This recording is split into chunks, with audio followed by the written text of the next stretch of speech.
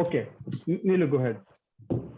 అందరికీ వందనములు. తోటి టోస్ట్ మాస్టర్స్ మరియు గౌరవనీయ అతిథులు, మీరు ప్రతి ఒక్కరికి హృదయపూర్వక స్వాగతం. నా పేరు నీలు మరియు నేను ఈరోజు మీ sergeant at arms. Telugu toastmasters club meeting number 12 మీ అందరినీ స్వాగతిస్తున్నాను. ప్రతి టోస్ట్ మాస్టర్ సమావేశం మాదిరిగానే ఈ సమావేశంలో కూడా కొన్ని నిబంధనలు పాటించవలసిందిగా మనవి. మొదటిగా మీ చరవాణి అంటే మొబైల్ ఫోన్ మరియు శబ్ద కాలుష్య వస్తువులను సమావేశం ముగిసే వరకు శబ్దం రాకుండా చూసుకోవలసిందిగా మనవి. వక్తలు మాట్లాడుతూ ఉండగా మిగతా వారు నిశ్శబ్దంగా ఉండవలసిందిగా మనవి. మీరు మాట్లాడినచో వక్తల ఏకాగ్రతకు భంగము కలిగే అవకాశం కలదు. మతం, రాజకీయాలు మరియు లింగ భేదాలు గురించి మాట్లాడేటప్పుడు మిగతా సభ్యుల మనోభావాలను కించపరచకుండా మాట్లాడవలసిందిగా మనవి. అశ్లీల విషయాలను ప్రస్తావించరాదు అని మనవి.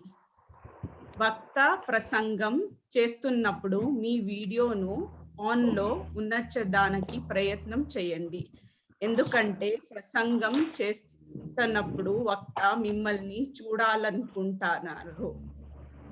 వక్త మాట్లాడేటప్పుడు జూమ్ చాట్లో చాట్ చేయవద్దు, అది వక్త ఏకాగ్రతను మరల్చవచ్చు. మిమ్మల్ని పిలిచినప్పుడు మాత్రమే మాట్లాడవలసిందిగా మనవి. ఇప్పుడు సమావేశాన్ని మా president officer toast master KVM Kishore గారికి అందజేస్తాను. ధన్యవాదాలు. అందరూ ఒక్కసారి గట్టిగా నీళ్ళు కోసం కరతాళ ధ్వనులతో చాలా అద్భుతంగా అజేయంగా మాట్లాడారు. చాలా సంతోషంగా ఉంది. ఒక్క మాటలో చెప్పాలంటే ఇవాళ రేపు తెలుగు హీరోయిన్లు అందరూ ఇలాగే మాట్లాడతారు. కాబట్టి అసలు ఈ రోజు టోస్ట్ మాస్టర్స్ మీటింగా లేదంటే ఆడియో లాంచ్ ఫంక్షన్ అర్థం కావట్లేదు. చాలా చక్కగా మాట్లాడారు నీలు గారు. తప్పకుండా అన్ని విషయాల్ని బాగా గమనించి బాగా మాట్లాడి సభకు చాలా అందమైనటువంటి ఉపోద్ఘాతాన్ని మీరు ఇచ్చారు. సభ్యులందరికీ నమస్తే. ఈరోజు ముఖ్యంగా మనకు చాలా మంది అతిథులు ఉన్నట్టు కనిపిస్తోంది. కాబట్టి సభకు మొట్టమొదటిసారి వచ్చిన వాళ్ళు మాత్రం దయచేసి ఒక్కసారి మీ పేరు, ఎక్కడి నుంచి జాయిన్ అవుతున్నారు, దాంతోపాటు మీకు సభ గురించి ఎలా తెలిసింది అనే విషయాల్ని చాలా క్లుప్తంగా చెప్పవలసిందిగా కోరుకుంటున్నాను. కాబట్టి మొట్టమొదట నాకు స్క్రీన్ మీద జయశ్రీ గారు కనిపిస్తున్నారు. జయశ్రీ గారు. అందరికీ నమస్కారం. నమస్కారం కిషోర్ గారు. సో నా పేరు జయశ్రీ. ఒక ఆర్జీగా హైదరాబాద్ లో వర్క్ చేస్తున్నాను. అది కాకుండా తెలుగు కామెడీ సభ సభ్యురాలిని. అండ్ ఈ వేదిక గురించి కిషోర్ గారు చెప్తే తెలిసింది, అందుకే మీ అందరితో ఈరోజు ఇలా కలవడం జరిగింది. చాలా సంతోషం. జయశ్రీ గారు అందరికీ కేవలం వినపడతారు, ఈరోజు మనకు కనిపిస్తున్నారంటే మరి గొప్ప విషయం. అది చాలా సంతోషం. వెల్కమ్ జయశ్రీ. ఇంకా ఒక్కసారి కొత్తగా ఈరోజు మొట్టమొదటిసారి వస్తున్న వాళ్ళు ఎవరు అనేది నాకు సరిగ్గా తెలియట్లేదు. కాబట్టి మీరే ఏదో ఒక రియాక్షన్ సింబల్ ఒత్తడము లేదా వీడియో ఆన్ చేసి మాట్లాడటం చేస్తే. గిరీష్ గారు, మీరు ఇదివరకు వచ్చినట్టున్నారు లేదండి? లేదండి, ఫస్ట్ టైం వస్తుంది. అయ్యో, దయచేసి గిరీష్ గారు మీ పరిచయం. సరే, హాయ్ అండి, నేను గిరీష్. నేను అనంతపూర్ నుండి కనెక్ట్ అవుతున్నానండి. అండ్ నాకు టోస్ట్ మాస్టర్స్ నేను ఎక్స్ప్రెస్ టు లీడ్ ఒక 1 or 2 months వెళ్ళాను. దాని తర్వాత డిస్కంటిన్యూ అయిపోయి మళ్ళీ ఇప్పుడు స్టార్ట్ చేస్తున్నానండి ఆన్లైన్ మీటింగ్. చాలా సంతోషం గిరీష్ గారు. నేను అనంతపూర్లోనే ఉన్నాను. కరెంట్ ప్రాబ్లమ్స్ చాలా ఎక్కువగా ఉన్నాయి. ఒకవేళ కరెంట్ పోతే మీ ఇంటికి వచ్చేస్తాను. నరేంద్ర గారు చెప్పండి. అందరికి నమస్కారం అండి. నా పేరు నరేంద్ర గద్వాల్. నేను పూణే నుంచి జాయిన్ అవుతున్నాను, కానీ మా ఊరు కర్నూలు. సో అమ్మ నాన్న, అన్న తమ్ములు అందరూ ఆంధ్ర తెలంగాణలోనే ఉంటున్నారు. సో నేను ఒక్కడే మహారాష్ట్ర నుంచి వస్తున్నాను. నాకు శేష నుంచి తెలిసిందండి. శేష గారు నుంచి తెలిసింది. చాలా ధన్యవాదాలండి. స్వాగతం స్వాగతం స్వాగతం. లక్ష్మీ అవుతు గారు, అపర్ణ గారు చెప్పండి. Good afternoon to everyone. నా పేరు దేవల్పల్లి అపర్ణ అండ్ నేను స్ఫూర్తి తెలుగు టోస్ట్ మాస్టర్స్ క్లబ్ నుంచి వస్తున్నాను. నన్ను ఈరోజు జీఈగా ఉండమని అడిగారు. సో ఆ రోల్ లో ఈరోజు నేను జీఈగా ప్లే చేస్తాను ఈ మీటింగ్ లో. ధన్యవాదాలు అపర్ణ గారు, చాలా సంతోషం. అలాగే విశాల గారు ఒకసారి మీరు మాట్లాడతారా? హలో, అందరికీ నమస్కారం. నాకు ఈ ఇన్వైట్ పంపించారు కిషోర్ గారు, మీకు చాలా ధన్యవాదాలు. చెప్పాలంటే చిన్నప్పటి నుంచి కాన్వెంట్ స్కూల్లోనే ఉన్నాం. కొద్ది గొప్ప తెలుగు పేరెంట్స్ ద్వారా, తల్లిదండ్రుల ద్వారా తెలిసింది. కానీ ఇంకా బెంగళూరు వచ్చి ఇలా ఉద్యోగం చేయడం, వాళ్ళతో పేరెంట్స్ తెలుగులో మాట్లాడడం కూడా కష్టంగా ఉంది. సో ఐ హోప్ ఈ ప్లాట్ఫామ్ ద్వారా మళ్ళీ నార్మల్గా తెలుగు ఇంగ్లీష్ పదాలు లేకుండా మాట్లాడగలటానికి ఇది మంచి అవకాశం అని నా అభిప్రాయం. చాలా థ్యాంక్స్. ధన్యవాదాలు విశాల గారు రావడం. అదే ప్రయత్నంలోనే అందరూ ఉన్నారు కాబట్టి ఇన్వైట్ పంపించినందుకు అందరూ చాలా ఆనందపడుతున్నారు. నాకు సంతోషంగా ఉంది, ఎందుకంటే ఈ ఆనందం చివరిదాకా ఉంటుందో లేదో డౌట్, కాబట్టి ఇప్పుడే అందరూ చెప్పేసుకుంటే బాగుంటుంది. అలాగే శేష వాళ్ళ నాన్నగారు ఉన్నారు ఈరోజు సభలో. సార్ ఒక్కసారి మీరు కూడా మీ పరిచయాన్ని క్లుప్తంగా తెలియజేస్తే.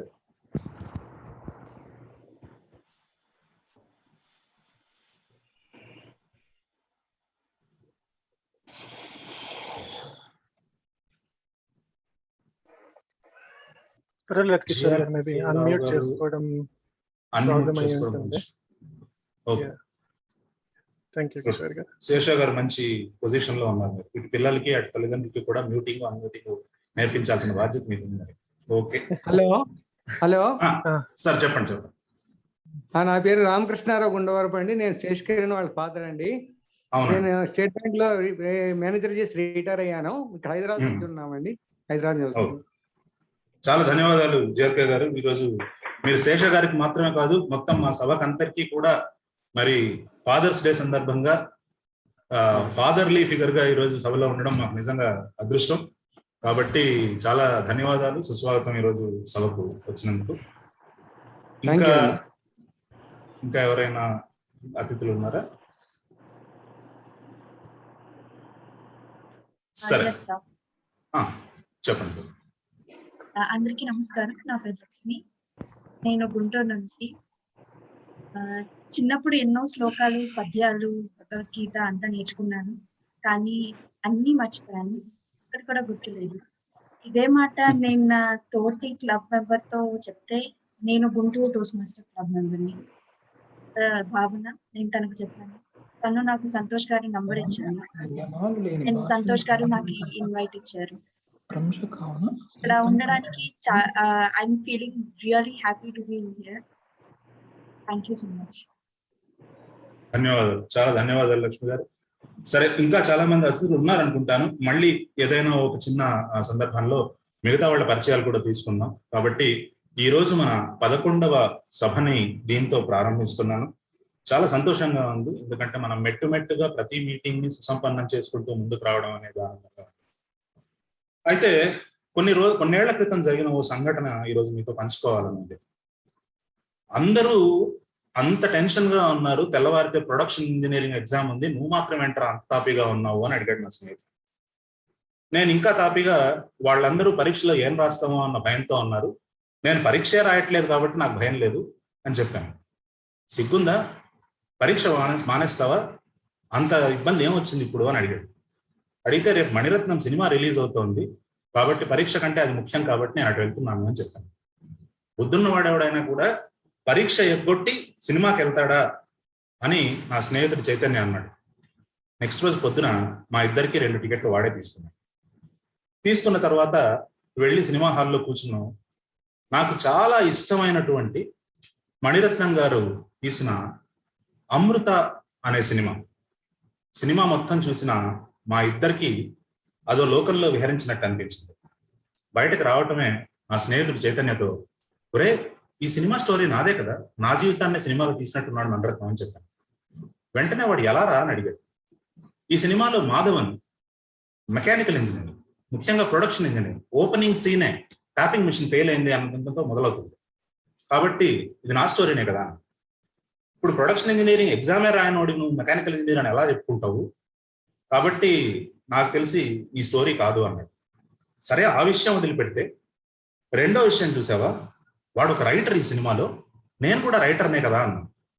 చైతన్య మళ్ళీ వెంటనే, ఇప్పటి వరకు నువ్వు అడపదడపగా అడ్డమైన వాళ్ళకి ఏదో ప్రేమలేఖలు రాసి ఇవ్వడం తప్పితే నీకంటూ నువ్వు రాసింది ఏం లేదు కదా, కాబట్టి నువ్వు రైటర్ ఎలా అవుతావు అన్నాడు. సరేరా, ఈ సినిమాలో ఎలాగైతే సిమ్రాను మాధవన్ ఇద్దరూ కలిసి ఒక అమ్మాయిని దత్తత తీసుకోవడం కోసం పెళ్లి చేసుకున్నారో, అలాగే నేను ప్రేమిస్తున్న అమ్మాయి శ్వేత, నన్ను ప్రేమిస్తున్న అమ్మాయి శ్వేత కూడా మన ఇద్దరం ఒక పిల్లవాడిని, ఒక బేబీని దత్తత తీసుకుందామని చెప్పింది కదా, కాబట్టి ఇది నా స్టోరీనే అన్న. వెంటనే వాడు ఖచ్చితంగా ఈ విషయంలో అయితే నేనేం చెప్పగలిగింది లేదు, కానీ ఒకటే ఏంటంటే ఈ శ్వేత అనేది కల్పిత క్యారెక్టర్ నీకు కూడా తెలుసు కదా అన్న. ఇంకా వాడితో ఎలా ఆర్గ్యూ చేయాలో తెలియక అక్కడితో ఆ డిస్కషన్ ముగిసిపోయింది. కానీ ఆ సినిమాలో చూసిన సందర్భాలు, ఆ విషయాలు నాకు చాలా కాలం గుర్తుండిపోయాయి. కాలం గడుస్తూ పోయింది. కొన్నేళ్ల తరువాత అదేదో సభలో నేను మాట్లాడాను, వాళ్ళు ఎవరో విన్నారు, వాళ్ళకి ఏదో నచ్చింది. ఓ అర్ధరాత్రి నాకు ఫోన్ వచ్చింది. ఫోన్ వచ్చి, ఏమండి ఒక సభలో మీరు వచ్చి మాట్లాడితే బాగుంటుందని అడుగుతున్నారు, మరి మీరు వచ్చి మాట్లాడతారా అని అన్నారు. లేదండి, అసలే ఖాళీగా లేదు, నేను ఇప్పుడు వేరే సభలకు రావడం చేయడం అవన్నీ కష్టం, ఇంతకీ ఏ సభ ఇది అని అడిగాను. అడగంగానే సరేలేండి వద్దని చెప్పేస్తాను, కాకపోతే శ్రీలంక టోస్ట్ మాస్టర్స్ అడుగుతున్నారు అన్నారు. వెంటనే ఎవడండి చెప్పింది నాకు పని ఉందని, చాలా ఖాళీగా ఉంది, కానీ ఇది ఆన్లైన్లో మాట్లాడాల్సి ఉంటుందా అని అడిగాను. అయ్యో ఆన్లైన్ కాదండి, వాళ్ళే శ్రీలంక రమ్మంటున్నారు, మీరు శ్రీలంక వెళ్ళి మాట్లాడాలి అన్నారు. బాబు కావాలంటే వాళ్ళకి ఎలాగో అలా నచ్చ చెప్పండి, నేను ఇరువైపులా ఖర్చులు కూడా పెట్టుకొని కావాలంటే వస్తాను అని చెప్పాను. ఆయన వెంటనే అబ్బాయి అవన్నీ అవసరం లేదండి, వాళ్ళు మిమ్మల్ని అన్ని ఖర్చులు భరించి తీసుకెళ్తారు అని చెప్పారు. పొరపాటున ఒకవేళ ఏదైనా ఇబ్బంది వచ్చి మళ్ళీ నన్ను ఎక్కడ పిలుచుకెళ్లరు అని చెప్పి రామేశ్వరం దాకా వెళ్ళి అక్కడి నుంచి ఈత కొట్టుకుంటూ శ్రీలంకకి ఎలా వెళ్ళొచ్చో కూడా మొత్తం ప్లాన్ రెడీగా పెట్టుకున్నాను. అయితే ఆ అందమైన రోజు రానే వచ్చింది. బెంగళూరులో ఫ్లైట్ ఎక్కిన నేను కొలంబోలో దిగాను. సరిగ్గా ఆ సినిమాలో మాధవన్కి జరిగినట్టే ఇమిగ్రేషన్ దగ్గర మాధవన్ని మీరేం చేస్తారు అని అడిగినట్టే నన్ను ఆ ఇమిగ్రేషన్ ఆఫీసర్ మీరేం చేస్తారు అని అడిగారు. మాధవన్ లాగే నేను రచయితని అని చెప్తాం అనుకున్నాను, కానీ కనీసం నేను 2-3 ప్రేమలేఖలన్నా రాశాననే విషయం చెప్పడానికి చైతన్య కూడా అక్కడ లేడు కదా, వాళ్ళు ఏమైనా ప్రూఫ్ చూపించమంటే ఏం చూపించుకోవాలి అనుకుని వెంటనే లేదండి నేనేదో మాట్లాడుతూ ఉంటాను, ఇక్కడ ఓ సభలో మాట్లాడి నేను పిలిపించారు అన్న. ఆయన వెంటనే నిజమా అన్నట్టుగా చూశాడు. క్షణం ఆలస్యం చేయకుండా యూట్యూబ్లో ఉన్న ఓ దిక్కుమాలిన వీడియో ఏదో చూపించాను. ఆయన పాపం ఓ నిమిషం పాటు అది చూసి నవ్వుకొని, మీరు బాగా నవ్విస్తారండి, శ్రీలంక ప్రజల్ని కూడా బాగా నవ్వించండి, బయటకు వెళ్ళి జనాల్ని నవ్వించడానికి మీకు ఇక్కడ కొత్త కొత్త విషయాలు కూడా తెలుస్తాయని అనుకుంటున్నాను అని ఖచ్చితంగా, ఎలాగైతే ఆ సినిమాలో మాధవన్కి ఇమిగ్రేషన్ ఆఫీసరు శ్రీలంక వచ్చారు కదా, శ్రీలంక గురించి మంచిగా ఏదైనా రాయండి అని చెప్పినట్టే నాకు కూడా చెప్పాడు. ఎయిర్పోర్ట్ లోంచి బయటకు వస్తున్న నాకు ఆకాశంలో ఎగురుతున్నంత ఆనందం కలిగింది. కొన్ని జరుగుతాయా జరగవా అని జీవితంలో ఎన్నోసార్లు ఆలోచించుకుంటూ ఉంటాం, జరిగితే బాగుండు అని ఆశపడుతూ ఉంటాం, కానీ అలాంటివి ఇలా జరిగితే నిజంగా ఆనందం వర్ణనాతీతం. ప్రతి ఒక్కరి జీవితంలోనూ మనం ఏది కావాలని గాఢంగా కోరుకుంటామో అది ఖచ్చితంగా జరుగుతుంది, కానీ మనకు నిజంగా ఏది కావాలి అనేది తెలుసా అనేది ముఖ్యమైనటువంటి ప్రశ్న. కానీ ఇలా అనుకున్నవి జరగడానికి ముఖ్యమైనటువంటి కారణం ఏంటి అని అంటే, మనం మన జీవితంలో చుక్కలన్నింటినీ కలుపుతూ ముందుకు వెళ్దాం. ఏం చేయాలనుకుంటున్నామో అది అలా తెర వెనకాల ఉన్నప్పటికీ కూడా సమయం వచ్చినప్పుడు అవి ఖచ్చితంగా నెరవేరుతాయి. ఇదంతా చెప్పడానికి కారణం, నేను ఆ రోజు మాట్లాడిన సభ టోస్ట్ మాస్టర్స్ కు సంబంధించిన ఒక సభ, విన్నది టోస్ట్ మాస్టర్స్ కు సంబంధించిన వ్యక్తులు. శ్రీలంకలో నాకు దొరికిన ఆదరణ, జరిగిన విషయాలు ఇంకో రోజు ఎప్పుడైనా చెప్తాను. కానీ నేను చెప్పాలనుకుంటున్నది ఏంటి అంటే, మీ మనసులో కూడా చాలా కళలు ఉంటాయి, అవి చెప్పుకోవడానికి, బయట వ్యక్తపరచడానికి ఏవో కొన్ని రకాలైనటువంటి భయాలు అడ్డుపడుతూ ఉంటాయి. ఏమీ పర్లేదు, చెప్పకపోయినా ఏం కాదు, కానీ అవి నిజమయ్యే ప్రయత్నాలు మాత్రం మీరు చేస్తున్నారు. అలాంటి ప్రయత్నమే మన తెలుగు టోస్ట్ మాస్టర్స్ సభ. ఈ సభలో మీరందరూ కూడా చక్కగా మాట్లాడి మీ ఆశల్ని ఆశయాల్ని నెరవేర్చుకుంటారని కోరుకుంటూ ఇవాల్టి సభని ముందుకు తీసుకువెళ్ళడానికి ఒక అద్భుతమైనటువంటి వ్యక్తి. ఆవిడ చాలా నెమ్మదిగా మాట్లాడతారు, చాలా మృదువైన స్వరంతో మాట్లాడతారు, కానీ చాలా అద్భుతమైన మనస్సు మీద ముద్రింపబడే విషయాల్ని చాలా చక్కగా చెప్తారు. అలాంటి శిరీష గారు ఈరోజు సభ నిర్వాహకురాలుగా బాధ్యత చేపట్టారు. కాబట్టి మీరందరూ కూడా ఒక్కసారి కరతాళ ధ్వనులతో శిరీష గారిని ఆహ్వానించవలసిందిగా కోరుతూ, శిరీష గారు వేదిక మీద. ధన్యవాదాలు టోస్ట్ మాస్టర్ కిషోర్ గారు, చాలా చక్కగా పరిచయం చేశారు. అందరికీ శుభ సాయంత్రం. నా పేరు శిరీష. ఇవాల్టి టోస్ట్ మాస్టర్ క్లబ్ యొక్క 12వ సమావేశానికి సమావేశ అధ్యక్షురాలుగా ఉన్నాను. ఇవాల్టి సమావేశం యొక్క అంశము పంచతంత్రం. పంచతంత్రం అనగానే ఏమన్నా గుర్తొచ్చిందా మీకు? మీరు కావాలంటే అన్మ్యూట్ చేసుకొని మాట్లాడొచ్చు. పంచతంత్ర కథలు. ఓకే, ధన్యవాదాలు శ్రీనిబాబు గారు. ఇంకా ఏమన్నా గుర్తొస్తున్నాయా మీకు? విష్ణు శర్మ రాశారు కదండి? అవునండి, అవును. ఓకే, థ్యాంక్ యూ, ధన్యవాదాలు సురేష్ గారు. మిత్రలాభం, మిత్రభేదం. ఓకే, కరెక్టే. ఈటీవీలో 10 గంటలకు వచ్చే ప్రోగ్రామ్. కరెక్టే. వాళ్ళు చాలా ప్రచారం చేసేవారు అని చెప్పి గుర్తు పంచతంత్రాలవి. Okay, correct. పంచతంత్రం సినిమా కూడా వచ్చిందండి, కమల్ హాసన్ తీసినట్టు గుర్తు. కరెక్టేనా? కరెక్ట్ అండి, కరెక్ట్. పంచతంత్రం హాస్య ప్రధాన చిత్రం. ఇంకా ఎవరైనా ఏమన్నా పంచుకుంటారా మాతో?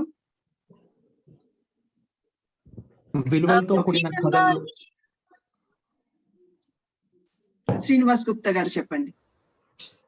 పంచతంత్రం అంటే మొదటిగా గుర్తొచ్చేది అది ఒక విలువలతో కూడిన కథలను సరళంగా చెప్పుతూ చిన్నపిల్లలకు అర్థమయ్యే భాషలో వాళ్ళకు అవగాహన పెంచుతూ కొన్ని ఆ విలువలని చిన్నప్పటి నుంచే గ్రహిస్తూ వాళ్ళు ఎలా పెరగాలని చెప్పేసి ఒక సులభమైన పద్ధతిలో చెప్పబడిన ఒక గ్రంథం అని నా అభిప్రాయం.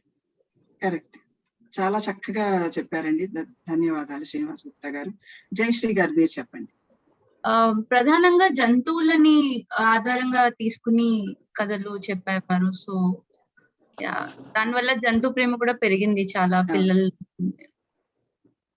అవును. పంచతంత్రం అంటే నాకు గుర్తొచ్చేది మా తాతగారి ఊరు. మేము దసరా సెలవులకి, వేసవికాలం సెలవులకి తప్పకుండా ప్రతి సంవత్సరం మా తాతగారి ఊరికి వెళ్ళేవాళ్ళం. వేసవికాలం అంటే కంపల్సరీగా తప్పకుండా 1 గంట కరెంటు తీసేస్తారు. అలాగే మాకు కూడా ఆ ఊళ్ళో, అది పల్లెటూరు కావటం వల్ల 1.5 గంటల సేపు కరెంటు పోయేది. సో రాత్రి 7 గంటల నుంచి 8:30 వరకు మాకు కరెంటు ఉండేది కాదు. మేమందరం 6 పిల్లలు, మా మామయ్య గారి పిల్లలు, బాబాయ్ గారి పిల్లలు కూడా వచ్చేవాళ్ళు. మొత్తం మేము 6 పిల్లలం. ప్రతిరోజు సాయంత్రం వరండాలో, కరెంటు పోగానే వరండాలో చక్కగా మంచాలు వేసుకొని పడుకొని మా తాతగారి చేత కథలు చెప్పండి అని అడిగేవాడు. ఆయన ప్రతిరోజు ఈ పంచతంత్రంలోంచి ఒక కథను తీసుకొని మాకు చక్కగా చెప్పేవాడు. అలా చెప్పటమే కాకుండా ఆ కథ తరువాత చివరిగా మాకు ఆ నీతిని కూడా ఆయన చెప్పేవారు. మా అందరి చేత, 6 చేత ఆ నీతిని మళ్ళీ చెప్పమనేవాడు. అందుకనేమో పంచతంత్రము అంటే మా 6 చాలా చాలా ఇష్టమైన కథలు. ఆ కథల యొక్క నీతి మా నరనరాల్లో నిండిపోయింది. ఇకపోతే పంచతంత్రం అంటే ఏమిటి, ఎన్ని భాగాలు ఉంటాయి తెలుసుకునే ముందు మనం టోస్ట్ మాస్టర్ సమావేశం గురించి ఒకసారి చెప్పుకుందాం. ఈ టోస్ట్ మాస్టర్ సమావేశంలో ముఖ్యంగా 3 భాగాలు ఉంటాయి. మొదటి భాగం సంసిద్ధ ప్రసంగాలు. ఇందులో వక్తలు ఒక అంశాన్ని తీసుకొని దాని మీద ఒక ప్రసంగం రాసి మన ముందు మాట్లాడతారు. దీన్ని సమావేశ అధ్యక్షురాలుగా నేను నిర్వహిస్తాను. రెండవ భాగము ఆసు ప్రసంగాలు. దీనిని ఆసు ప్రసంగ నిర్వాహకులు నిర్వహిస్తారు. ఆ నిర్వాహకులు మనకి ఒక అంశాన్ని ఇస్తారు. మనం తడుముకోకుండా 1 నుంచి 2 నిమిషాల లోపల ఆ అంశం గురించి మాట్లాడాలి. మూడవది ముఖ్యమైనది విశ్లేషణ. ఈ సమావేశం ఎలా జరిగింది, మన వక్తలు ఎలాగా ప్రసంగించారు, ఇవన్నీ విశ్లేషిస్తారు. ఈ భాగాన్ని సమగ్ర విశ్లేషకులు నిర్వహిస్తారు. ముందుగా నేను ఈ సమావేశాన్ని ముందుకు తీసుకెళ్లే ముందు టోస్ట్ మాస్టర్ అపర్ణ గారిని ఆహ్వానిస్తున్నాను. ఆవిడ ఇవాళటి సమావేశం యొక్క సమగ్ర విశ్లేషకులు. విశ్లేషణ ఎంత ముఖ్యమైనది టోస్ట్ మాస్టర్ సమావేశానికి అని ఆవిడ మాటల్లోనే మనం విందాం. టోస్ట్ మాస్టర్ అపర్ణ గారు మెకానికల్ ఇంజనీర్, జాన్ డెరీ అనే సంస్థలో పనిచేస్తున్నారు. ఆవిడకి చరిత్రకు సంబంధించిన కల్పిత కథలు, వాటికి సంబంధించిన పుస్తకాలు చదవటం అంటే చాలా చాలా ఇష్టం. టోస్ట్ మాస్టర్ అపర్ణ గారు మీ యొక్క కర్తవ్యాన్ని, విధులను, బాధ్యతలను వివరించవలసిందిగా కోరుకుంటున్నాం. ధన్యవాదాలు టోస్ట్ మాస్టర్ శిరీష గారు. ఈరోజు నాకు చాలా సంతోషంగా ఉంది, ఎందుకంటే ఇది నా మొదటి సమావేశం Bengaluru Telugu English bilingual club లో. అండ్ నాకు ఈ రోజు సమగ్ర విశ్లేషకురాలుగా ఈ భూమికనిచ్చినందుకు కూడా చాలా ధన్యవాదాలు. టోస్ట్ మాస్టర్స్ లో మనం మాట్లాడడం ఎలా, మన భావాల్ని ఎలా వ్యక్తం చేసుకోవాలి, మరియు నాయకత్వ లక్షణాలని ఎలా నిర్వహించాలి, అవన్నీ నేర్చుకుంటాం. ప్రతి సమావేశంలో చిన్న చిన్న విషయాలు ఉంటాయి. అండ్ అవన్నిటిని మనకి గుర్తు చేయడానికి ఒక విశ్లేషకులు ఉంటారు. విశ్లేషణ చేయడానికి ఒక బృందం ఉంటుంది. ఆ బృందమే నేను ఈరోజు మీ ముందుకు తీసుకొస్తున్నాను. ఒక భాషని మంచిగా మాట్లాడాలంటే మనకి వ్యాకరణం ఉండాలి. మనం తడబడకుండా చాలా మంచిగా సాఫీగా మాట్లాడగలగాలి, మరియు సమయం లోపు మాట్లాడగలగాలి.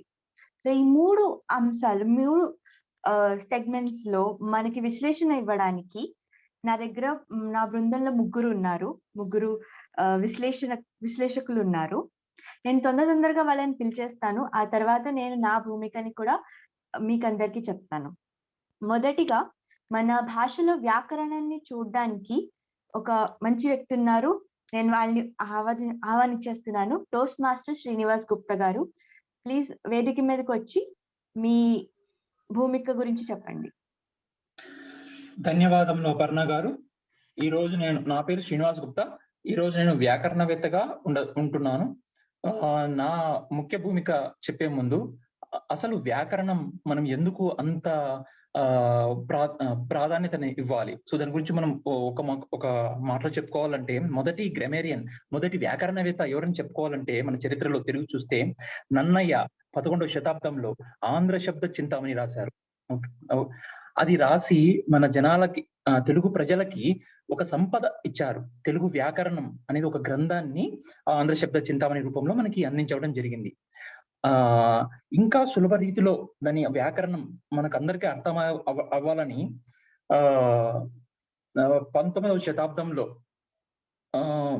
చెన్నయ్య సూరి అనుకుంటా, అతను బాల వ్యాకరణం అనేది రాశారనమాట. సో ఇవన్నీ మనకి ఒక ఆస్తి అనేది మనకి ఏర్పడింది. సో దాన్ని మనం తీసుకుని తరతరాలకు అందించాల్సిన బాధ్యత మన మీద ఉంది. మన పూర్వీకులు మనకి ఎలా అయితే అందించారో మనం దాన్ని మన తరాల వాళ్ళకి అందించాలన్నమాట. ఈ రోజు నా భూమిక గురించి చెప్పుకోవాలంటే, ఈ రోజు జరిగిన సభ మొత్తం నేను విని వక్తలు ఎటువంటి వ్యాకరణ మాట్లాడారు, సో మంచి వ్యాకరణం, ఓకేనా, ఇంకా మంచిగా చేసుకోవాల్సిన వ్యాకరణాలు, ఇంకా మంచి పదాలు, మంచి ఉచ్చారణ అలాంటివి ఏమైనా ఉంటే నేను వెంటనే పసిగట్టి నేను బంధించి నా పేపర్లో రాసుకొని తర్వాత నా వివరణని అడిగినప్పుడు నేను ఇస్తాను. ధన్యవాదములు అపర్ణ గారు, వేదిక మీది. ధన్యవాదాలు శ్రీనివాస్ గుప్తా గారు. ఈ రోజు పదము చెప్పండి, ఏమన్నా చెప్తారా? క్షమించండి, ఈ రోజు పదము లబ్ధ ప్రణాసం. లబ్ధ ప్రణాసం అంటే ఏ కష్టం లేకుండా ప్రమాదం నుంచి తప్పించుకోవడం. మనకి ఎవరన్నా మంచి మిత్ర సాంగత్యం ఉన్నారనుకోండి, ఎటువంటి కష్టం వచ్చినా, ఎటువంటి సమస్య వచ్చినా లబ్ధ ప్రణాళనంగా మనం పరిష్కరించుకోవచ్చు. ఈ రోజు నీతి వాక్యం, దేహ బలం కంటే బుద్ధి బలంతో మనం చాలా సమస్యలు మనం పరిష్కరించుకోవచ్చు. మనం పంచతంత్రంలో చాలా ఉన్నాయి ఇటువంటి కథలు, కాకి పాము కథలు కానీ ఇలాంటివి మనకి ఎన్నో కథలు కనపడతాయి అన్నమాట. సో కాబట్టి ఇటువంటి అద్భుతమైన నీతి వాక్యాలను మనం స్మరించుకుంటూ ఎక్కడ వీలైతే అక్కడ మీ ప్రసంగాలు ఉపయోగించాల్సిందిగా మనవి. ధన్యవాదాలు. సభని తిరిగి అపర్ణ గారికి అందిస్తున్నాను. ధన్యవాదాలు శ్రీనివాస్ గారు. మన బృందంలో రెండో వ్యక్తి, మన భాషలో ఏమైనా ఆటంకాలు వస్తే, లేకపోతే మనకి ఆలోచనలు సరిగ్గా లేకపోతే మనం మరియు అని చాలా అనవసరమైన పదాలు వాడతాం. అవన్నీ లెక్కించడానికి మనకి చెప్పడానికి వచ్చేస్తున్నారు టోస్ట్ మాస్టర్ శ్రీనుబాబు గారు. ఏమండి బాబు గారు, బాగున్నారా? ఏంటి సంగతిలో? చాలా రోజులైంది వచ్చి. బాగున్నాం కానండి. కానీ మీకు తెలుసా, నేను ఫ్లైట్ దిగాను కానండి. సభకు నమస్కారం. నా పేరు శ్రీనుబాబు అండి. పల్లెటూరులో ఎవరైనా వివాహాలకు వెళ్ళినప్పుడు అవతల వాళ్ళు ఏం ప్రాక్టీస్ చెయ్యరు, కానీ ఎంతో ఉత్సాహంగా మనకు పలకరించి అందరు ఎదురుగా ఆకట్టుకుంటారు. కానీ మనం అదే స్పందన ఇవ్వాలంటే మనకు ఒక భయం. ఇంతమంది మధ్యలో ఆయన అంత గంభీరంగా అరుస్తున్నాడు, అతనికి ఎలా ఇవ్వాలి?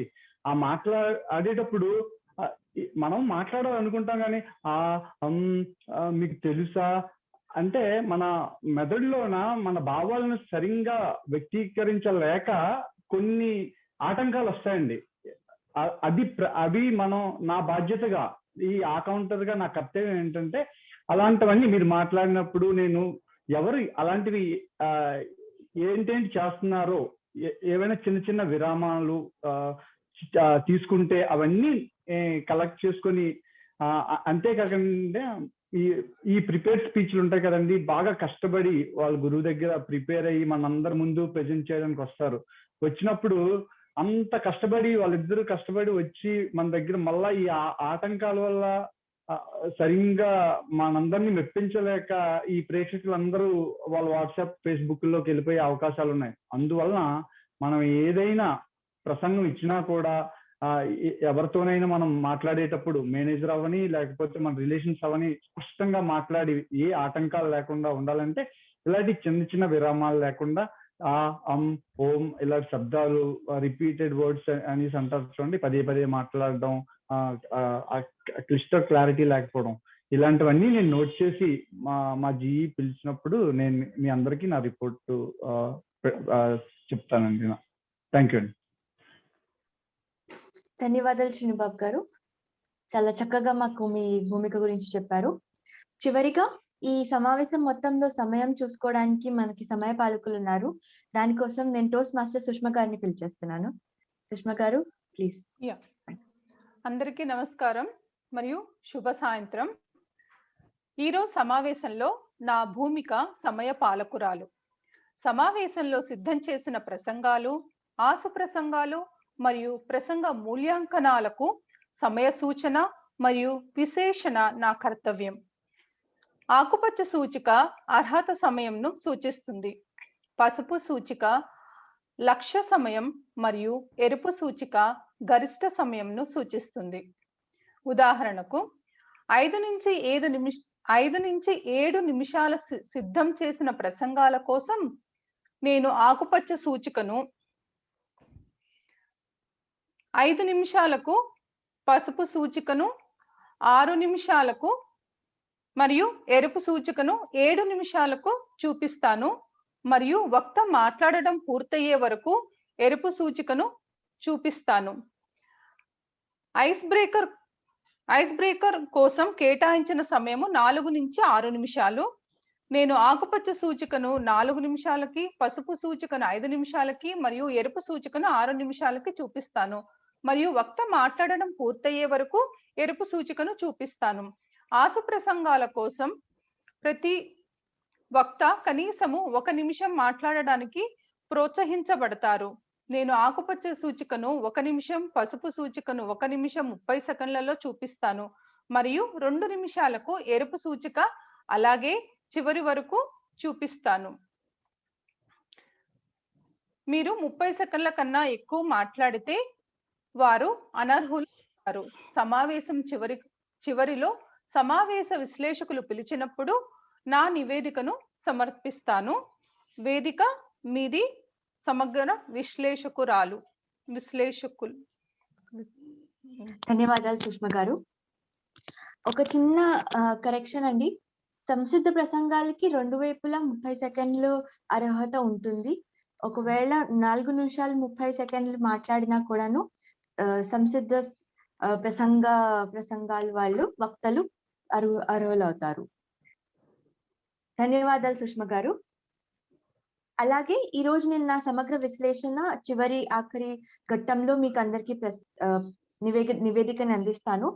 అందులో నేను ఈ సమావేశం మొదటి నుంచి చివరి దాకా అందరూ ఎలా భూమికల్ని వాళ్ళ నిర్వహించారో అవన్నీ నేను చెప్తాను. మంచి విషయాలు, చెడు విషయాలు, ఎక్కడైతే మనం ఇంకా మెరుగ్గా నిర్వహించవచ్చో అవన్నీ కూడా నేను చెప్తాను నా నివేదికలో. ఈ వేదికని మళ్ళీ మన toast master of the day Sirisha గారికి అందజేస్తున్నాను. ధన్యవాదాలు టోస్ట్ మాస్టర్ అపర్ణ గారు. పంచతంత్రం అనేది భారతదేశం ప్రపంచానికి ఇచ్చిన ఒక సాహితీ వరం. ఎన్నెన్ని కథలు, ఎంత మంచి నీతి మనం వాటి నుంచి పొందొచ్చో ఈ పంచతంత్రం అనే గ్రంథం చెప్తుంది. ఈ పంచతంత్రం ఎప్పుడు రాశారో కరెక్ట్ గా ఎవరికి తెలియకపోయినప్పటికీ మన దేవాలయాల మీద ఈ కథలన్నీ చెక్కబడినాయి. కొన్ని దేవాలయాల మీద ఈ కథలు చెక్కబడి ఉన్నాయి. వాటిని బట్టి చూస్తే 1500 నుంచి 2000 సంవత్సరాల క్రితం ఈ పంచతంత్రం అనే గ్రంథం రాయబడినట్టుగా మనకు తెలుస్తుంది. చెన్నై సూరి గారు అనేవాడు రచయితలండి పంచతంత్ర కథలు. ఓకేనండి. ఈ కథల్ని మొట్టమొదటిగా సంస్కృతంలో రచించారు. అవి రచించింది విష్ణు శర్మ అనే గురువర్యులు. తరువాత మేబీ చెన్నై సూరి గారు అనువదించారు. కానీ మొదటగా రచించింది సంస్కృతంలో మన గురువర్యులు విష్ణు శర్మ గారు. ఇది ఎలా రచించారు అన్న విషయానికి కనుక మనం వస్తే, భారతదేశంలో ఒకనొక రాజ్యంలో సుదర్శనుడు అని రాజు ఉండేవారు. ఆయనకి 3 కొడుకులు. వారు చదువు సంధ్యలు మానేసి ఆటపాటలతో కాలక్షేపం చేస్తూ ఉండేవారు.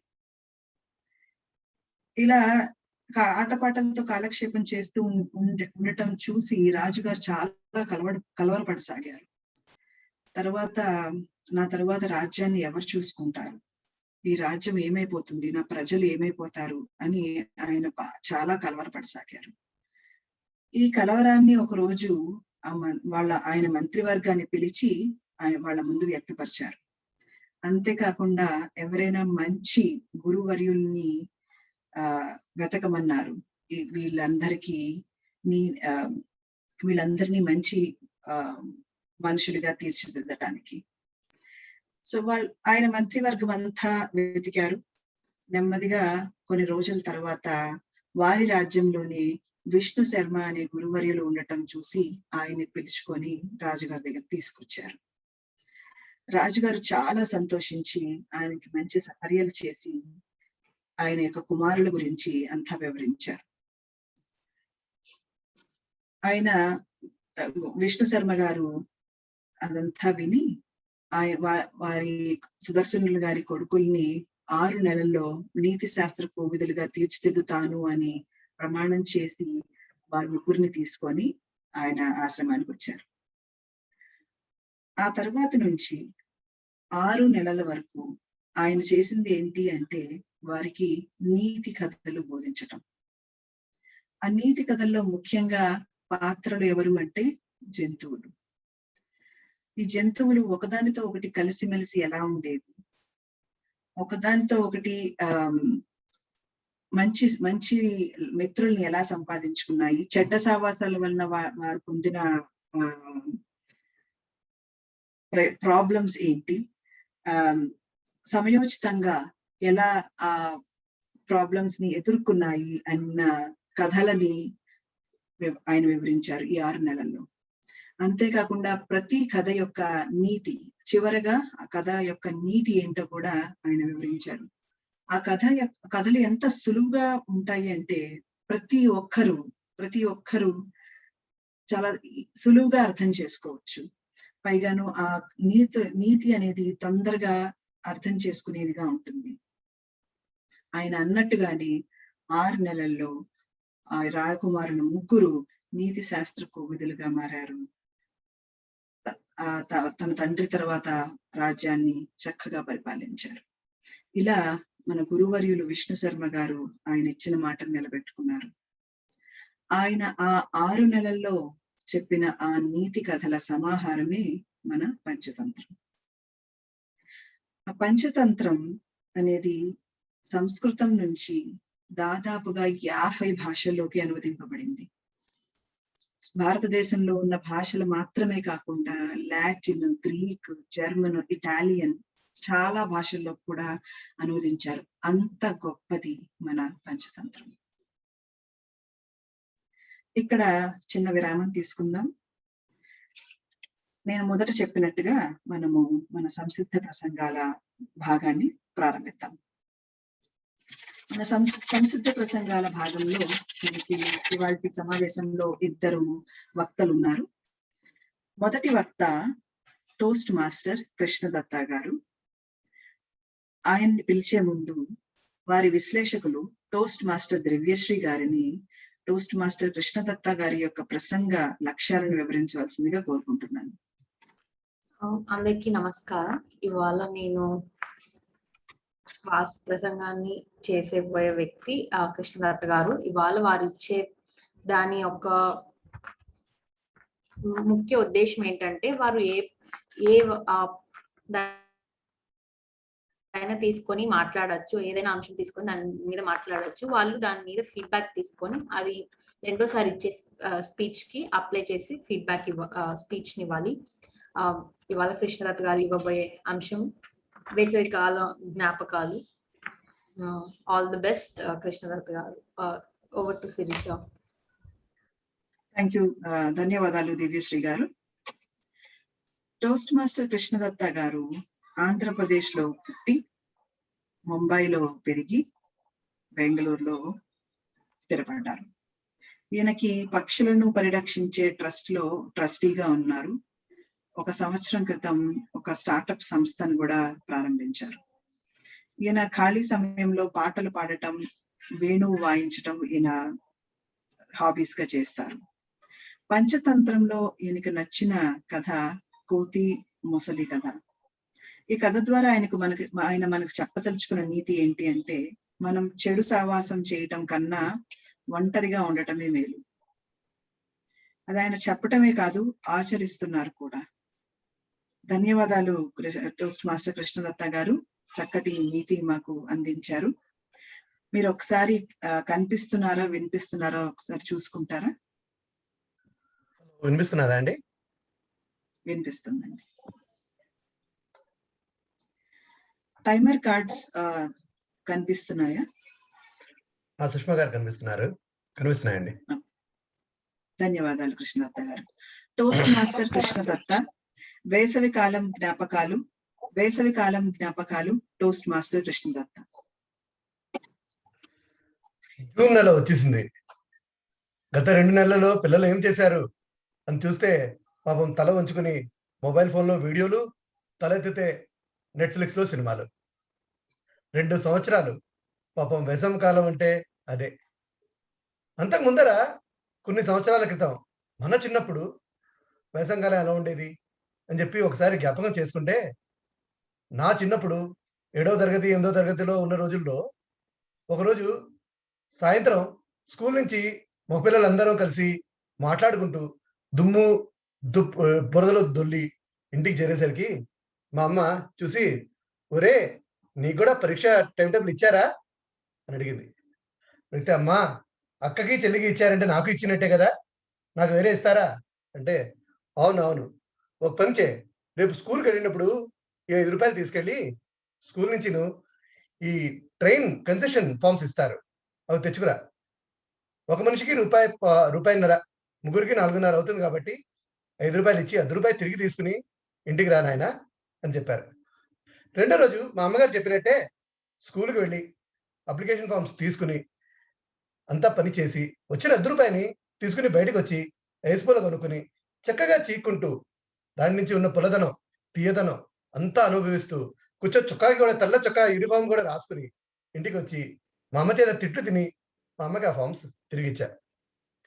తిరిగిచ్చేసరికి మా అమ్మగారు రెండవ రోజు పొద్దున్నే లేచి బొంబాయి వీటీ స్టేషన్కి వెళ్ళి ఆవిడ 20 ఏప్రిల్లో తారీఖుకి మా అందరికీ టికెట్లు కొని బొంబాయి వీటీ టు తుని, తూర్పుగోదావరి జిల్లా, తూర్పుగోదావరి అయిపోయేసరికి విశాఖపట్నం జిల్లా మొదలయ్యే బౌండరీలో ఉంటుంది మా ఊరు.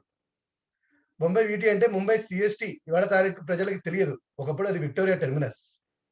సరే, దాని తర్వాత ఇంటిలో పరీక్షలు హడావిడి, పరీక్షలు అయిపోవడం, సెలవులు మొదలవడం, ఓ 4-5 రోజులు గొల్లుమని చెప్పి కాలనీలో అందరితోనూ ఆడడం. 20 తారీఖు వచ్చేసరికి మా సంచులు మీద సర్దేసుకుని ఇలా భుజాల మీద సంచులు వేసేసుకుని సరదాగా బొంబాయి వీటీ స్టేషన్కి ఇంటి నుంచి ఆటో రిక్షా, అక్కడి నుంచి బస్సులు, లోకల్ ట్రైన్లో ఎక్కి బొంబాయి వీటీ స్టేషన్కి వెళ్ళి మొత్తానికి ఆ రైలు వెతుక్కుని ఆ కంపార్ట్మెంట్లో సామాన్ పెట్టుకుని కూర్చునేసరికి మా నాన్నగారు 10 రూపాయలు ఇచ్చి, నాయన వెళ్ళి కొన్ని పుస్తకాలు కొనుక్కుని తెచ్చుకో అన్నారు. సరే, అక్కడ పుస్తకాల దుకాణంకి వెళ్ళి టింకిల్, అమ్మ చిద్ర కథ, చందమామ లాంటి పుస్తకాలు తెచ్చుకుని రైల్లో కంపార్ట్మెంట్ ఎక్కేసరికి మా అక్క చెల్లి ఇద్దరు కూర్చుని తెలివిగా కిటికీ సీట్ ఎవరికి కావాలి అని చెప్పి దెబ్బలాట మొదలెట్టేసరికి మా అక్క చూసి, పోన్లేవే వాడు పుస్తకాలు తీసుకొచ్చాడు కదా, వాడికే ఇచ్చేద్దాం కిటికీ సీట్ అంది.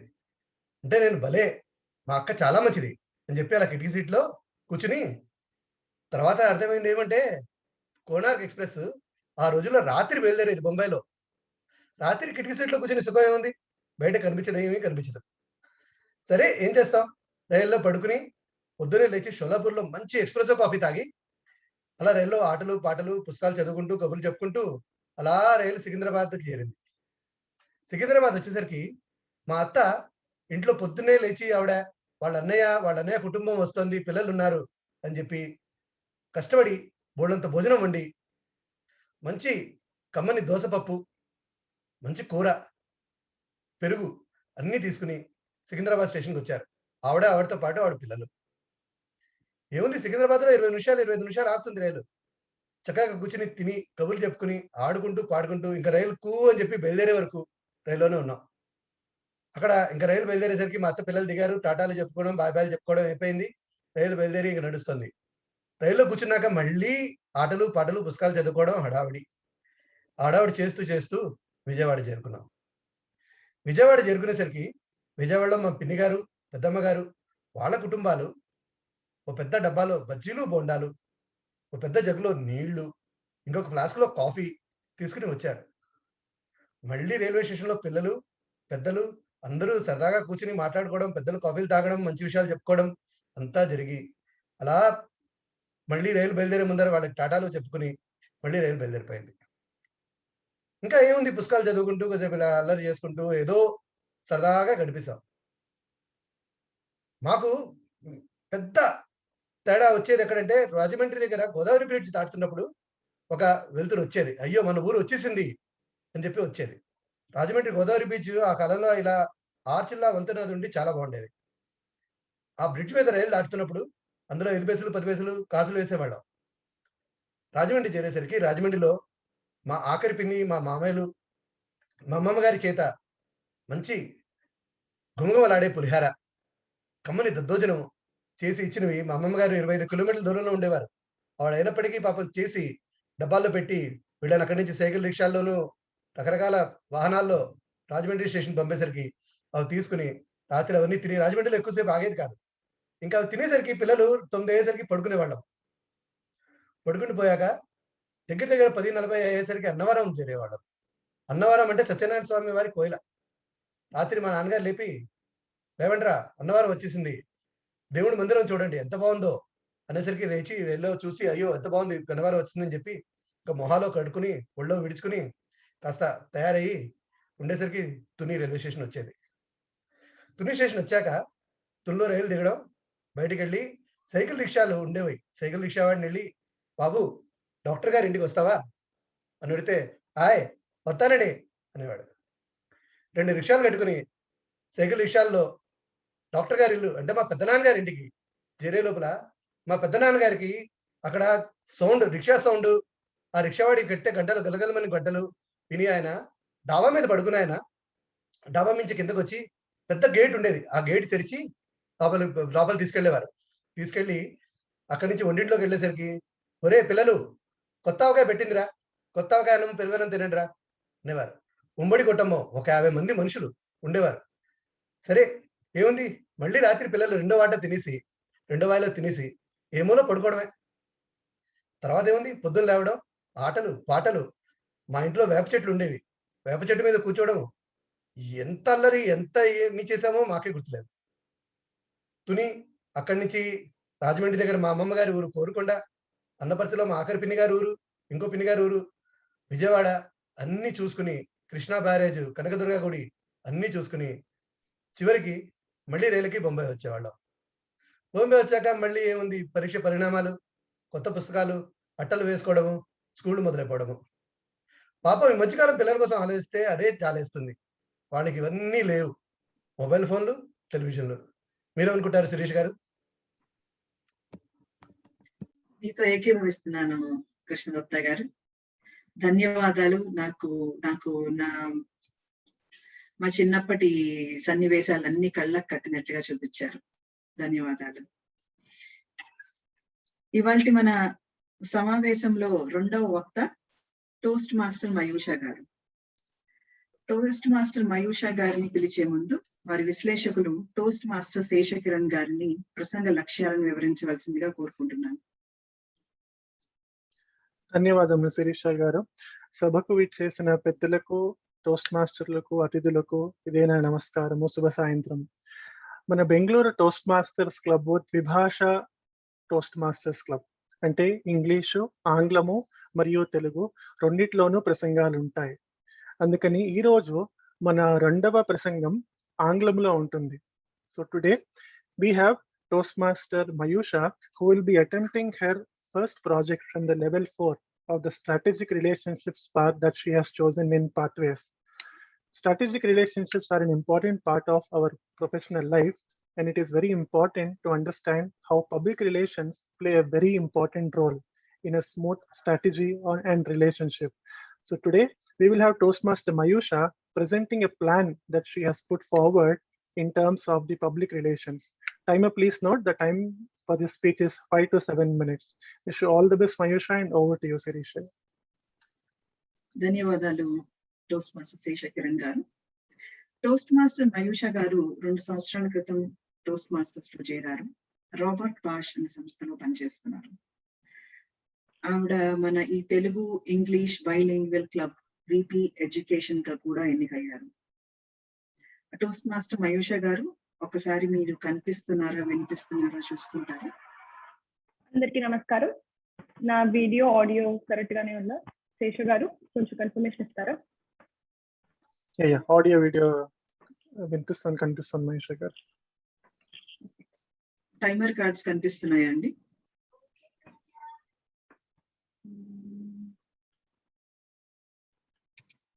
పిన్ చేస్తున్నానండి. Toastmaster Mayusha, let it bleed, let it heal. Let it bleed, let it heal. Toastmaster Mayusha. Imagine being someone who is always talkative and realizing that you need to have a strategy to talk to people all of a sudden. That's exactly how I felt in my club's 500th meeting. Everyone I know felt different. Every single thing became difficult. It was an amazing event, the biggest milestone ever for our club till date. We have planned for this before 1 month itself. There was a plan, there was a team, there was an idea, everything perfect. As a part of attracting public, I personally, as a president of the club, did few things. Number 1, asking questions to every member. What is the important milestone of your meeting? Or what is the important milestone of your life? How important is a milestone for you? Number 2, introducing new words in English during my presidential address, telling them that you will find all the answers in my 500th meeting. For example, oxymorons, palindromes, anecdotes, and many, many more. Third thing I did was preparing personal invitations. And fourth thing I did was having XCOM meeting every single week. Exactly after 2 XCOM meetings, we have decided to have number 1 as a debate session, number 2 as a panel discussion, and something to engage audience in our biggest milestone meeting. And this event will be a division level meeting. So we have informed both area director and division director. Everything went perfect, but that's when I realized being a club member is different from being a club officer, especially president. After a week, none of the mentioned things are at place. To ask or to inquire, none of the ExCom members joined the meeting. Should I be bothered about these members' behavior, or should I be bothered about the failed plan of my 500th meeting? Then I looked everywhere to find a strategy to get through this situation. Turned to Google, asked her, can you help me? Some website said, have talks personally with each of them, then they'll understand your idea. Some said, leader is someone who understands what the other person is going through, give them some space. With all the confusions in my head, I called up my friend and asked, I gave up. What do you want me to do right now? He said, let it be. It's not only your club, right? It is everybody's. And you do whatever you feel like doing for this meeting as a club member. I felt a rush of blood to my face. It never felt this reasonable and this simple. Let it be. Now I know my strategy. Let it be.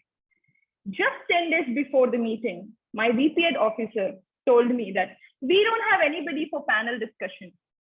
Even though my question was to ask, have you tried reaching out people? I refrained and let it be.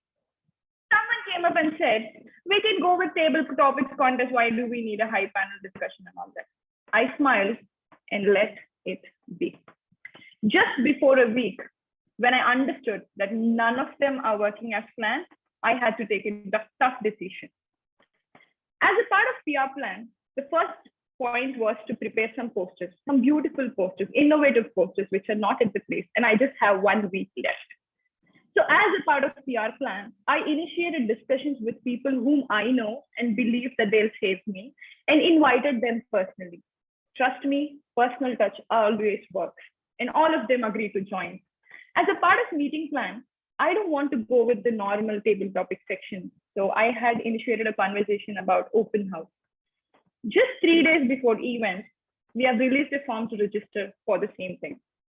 As for the strategic idea of attracting audience, one of my ExCom officers decided to be a debate master and invited all of his friends. Fantastic. I wanted to think of more ways to attract people into this meeting. So I started inviting the old members of the club, charter members of the club, inviting every single person who has reason to take this club to this level. And we are at our successful 500th meeting. Just a day before the meeting, debate contest master's phone was off. Fantastic. And none of the things are working out as expected. No group was created for debate. No group was there for open mic. None of us had a call just before the event. What's my option? As you all guessed it right. Let it be. At 2:30 a.m., I felt an urge to do something about this. I've requested my corporate team to give me a Kahoot application details. If at all debate fails, I need something to show to the audience who has gathered, right? Morning 7 a.m., I've created questions and tried calling debate master. Switch off again. Fantastic. What's the option? Let it be. On the D-Day, since I have sent personal invitations to my friends, they joined because they don't want to feel guilty. Number 2, the people who are participating in open mic contests got their own friends to support them during their performances. Point number 3, the old members of my club came in because they are the reason for club success. Number 4, last but not least, just because we have invited area and the division master, division director, all of their team came in. At the end of the day, we had turnover of 183 people, and the event was more than fabulous. We have terrific open mic contest, extraordinary debate contest, not to mention I won a debate contest, and Kahoot quiz competition as well. Now, why am I blabbering so much about this contest? If you see in Google, or if you meet some people who are really willing to make a difference, they always say, create a media presence. No possibility for me because I work in a corporate club. Create attractive posters. I have zero knowledge on how to create them. Third, work with a team. Have a team who have the same idea as you. My team literally just backed off. I am here to tell you all something. Not everyone's strategy should be same. Not everyone fits into the same box, and I have a different set of boxes myself. If you want to go ahead with your own ideas of attracting people to the club or meeting, then you should do it in your own way. Also, when everyone points at you saying it's wrong, it bleeds. So let it be, it will eventually heal. What if I say that strategy I have used in my milestone is working in my life as well? If someone doesn't want to fit in your life, let it be. If something happens that spoils your happiness, let it be. If someone isn't understanding your point, let it be. If something is failing, let it be. Let it be so that you will have enough time to fix things in your way. Let it bleed for it to heal. Let it be for it to be. After all, it rains only for you to have a rainbow in your life. My strategy started working. You have one as well, Toastmaster?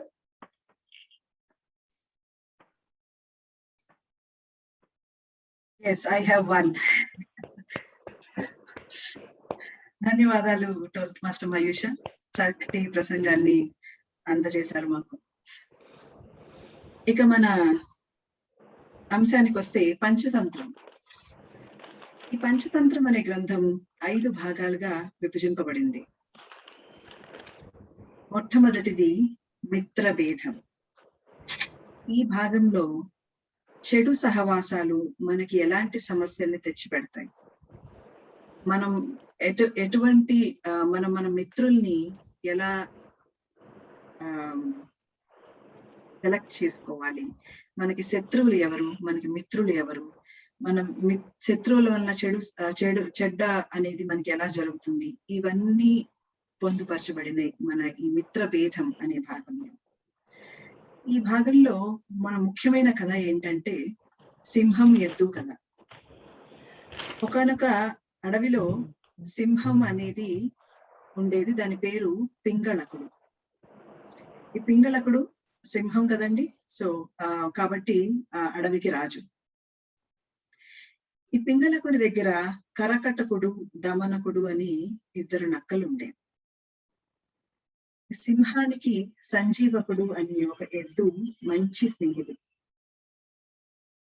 ఏ సమస్య వచ్చినా పింగళకుడు మన సంజీవకుడు దగ్గరకు వెళ్ళి సమస్యను తీర్చమని అడిగేవాడు. మన సంజీవకుడు కూడా చక్కగా మంచి సలహాలు సూచనలు ఇస్తూ తీర్చేవాడు. అలా 2 మంచి స్నేహితులుగా ఉండేవారు. ఒకరోజు ఈ పింగళకుడు సంజీవకుడిని ప్రధానమంత్రిగా, తన మంత్రివర్గంలో ప్రధానమంత్రిగా నియమించాడు. ఇది ఈ కరకటకుడికి దమనకుడికి నచ్చలేదు. సో వారిద్దరూ ఈ సంజీవకుడికి పింగళకుడికి ఒకళ్ళ మీద ఒకళ్ళ గురించి చెడు మాటలు చెప్పటం మొదలు పెట్టారు. ఇలా వాళ్ళల్లో చెడు అభిప్రాయం, ఒకళ్ళ మీద ఒకళ్ళకి చెడు అభిప్రాయము మొదలైంది. ఇలా ఒకరోజు ఇది ఎంతవరకు వెళ్ళిందంటే 2 ఒకళ్ళ మీద ఒకళ్ళు యుద్ధం చేసుకొని చివరికి పింగళకుడు సంజీవకుడిని చంపివేశాడు. మొదట్లో ఈ పింగళకుడు చాలా ఆనందించినప్పటికీ తరువాత ఇలా జరగడానికి కారణం కరకటకుడు, దమనకుడు అని తెలిసి చాలా చాలా బాధపడ్డాడు. నేను ఇంత పెద్ద రాజును అయ్యుండి నాతో పనిచేసే వాళ్ళ మాటలు విని నేను నా మంచి స్నేహితుడిని పోగొట్టుకున్నాను అని చాలా చాలా బాధపడ్డాను. ఈ కథ ద్వారా మనకు తెలిసిన నీతి ఏంటంటే, ఎదుటి వాళ్ళ మాటల్ని నమ్మకూడదు. నమ్మే ముందు ఒక్కసారి ఆలోచించాలి. అంతేకాకుండా ఎవరు మనకి మంచి చేస్తారు, ఎవరు మనకి చెడు చేస్తారు అన్నది మనం గ్రహించుకోగలగాలి మనకు మనం. ఇది మిత్రలాభం యొక్క ఒక కథ యొక్క సారాంశం. ఇంకా ఇలాగా 34 కథలు ఉన్నాయి మిత్రభేదంలో. నేను ఇవన్నీ ఇప్పటి చెప్పలేను, మీకు తీరిక ఉన్నప్పుడు చదువుకోవాల్సిందిగా మనవి. ఇక రెండవ భాగానికి వస్తే మిత్రలాభం. మనకి మిత్రులు ఎలా సహాయపడతారు, మనం సమస్యల్లో ఉన్నప్పుడు మన మిత్రులు ఎలా సహాయపడతారు, మనం బలహీనంగా ఉన్నప్పుడు బలవంతుడితో సహవాసం చేస్తే మన బలహీన క్షణాల్లో వాళ్ళు ఎలాగ మనకు సహాయం చేస్తారు అన్న అంశం ఆధారంగా ఈ భాగం ఉంటుంది. ఈ భాగంలో ముఖ్యంగా ఒక కథ చెప్పదలుచుకున్నాను నేను, పావురాళ్ల కథ. ఒకరోజు పావురాళ్ళు అన్ని అడవిలో వెళ్తూ ఉన్నాయి. కింద అడవిలో వేటగాడు కొన్ని నూకలు చల్లి చెట్టు వెనకాల పొంచి చూస్తున్నాడు, ఎవరైనా పావురాళ్ళు కనుక వస్తే వల వేద్దాము అని. ఈ పావురాళ్ళు అడవిలో ఆకాశంలో వెళ్తున్నాయి. ఈ నూకలను చూసి తిందామని వాటి అన్నిటికీ కోరిక కలిగింది. అప్పుడు ఆ పావురాళ్ళ రాజు చిత్రగ్రీవుడు అన్నాడు, ఇక్కడ మనుషులు ఎవరూ లేరు, పైగా ఇది అడవి, ఇక్కడ నూకలు ఉండటం ఏంటి, ఇదేదో వేటగాడి పన్నాగంలో ఉంది, కాబట్టి మనం వెళ్ళొద్దు అని అంటాడు. ఇందులో ఒక వృద్ధ పావురము, నేను చాలా వృద్ధురాలిని, నాకు చాలా అనుభవం ఉంది, కాబట్టి మీరు నేను చెప్పింది వినండి. మనము అవకాశం వచ్చినప్పుడు దాన్ని వదులుకోకూడదు, కాబట్టి అసలే మనం చాలా దూరం కూడా వెళ్ళాలి, ఆకలిగా ఉన్నాము, కాబట్టి వెళ్ళి ఆ నూకలన్నీ చక్కగా తిందాము అని అంటుంది. అందరూ పావురాళ్ళు కూడా ఏకీభవించాయి. కాబట్టి అందరూ కిందకి వెళ్ళి నూకలు తినటం మొదలు పెట్టాయి. అప్పుడు వెంటనే వేటగాడు వాటి మీదకి వల విసిరాడు. అన్ని పావురాళ్ళు వలలో చిక్కుకున్నాయి. అదే తడవుగా అన్ని పావురాళ్ళు ఆ వృద్ధ పావురాన్ని తిట్టడం మొదలు పెట్టాయి. అప్పుడు చిత్రగ్రీవుడు అంటాడు, ఆ వృద్ధ పావురం చెప్పితే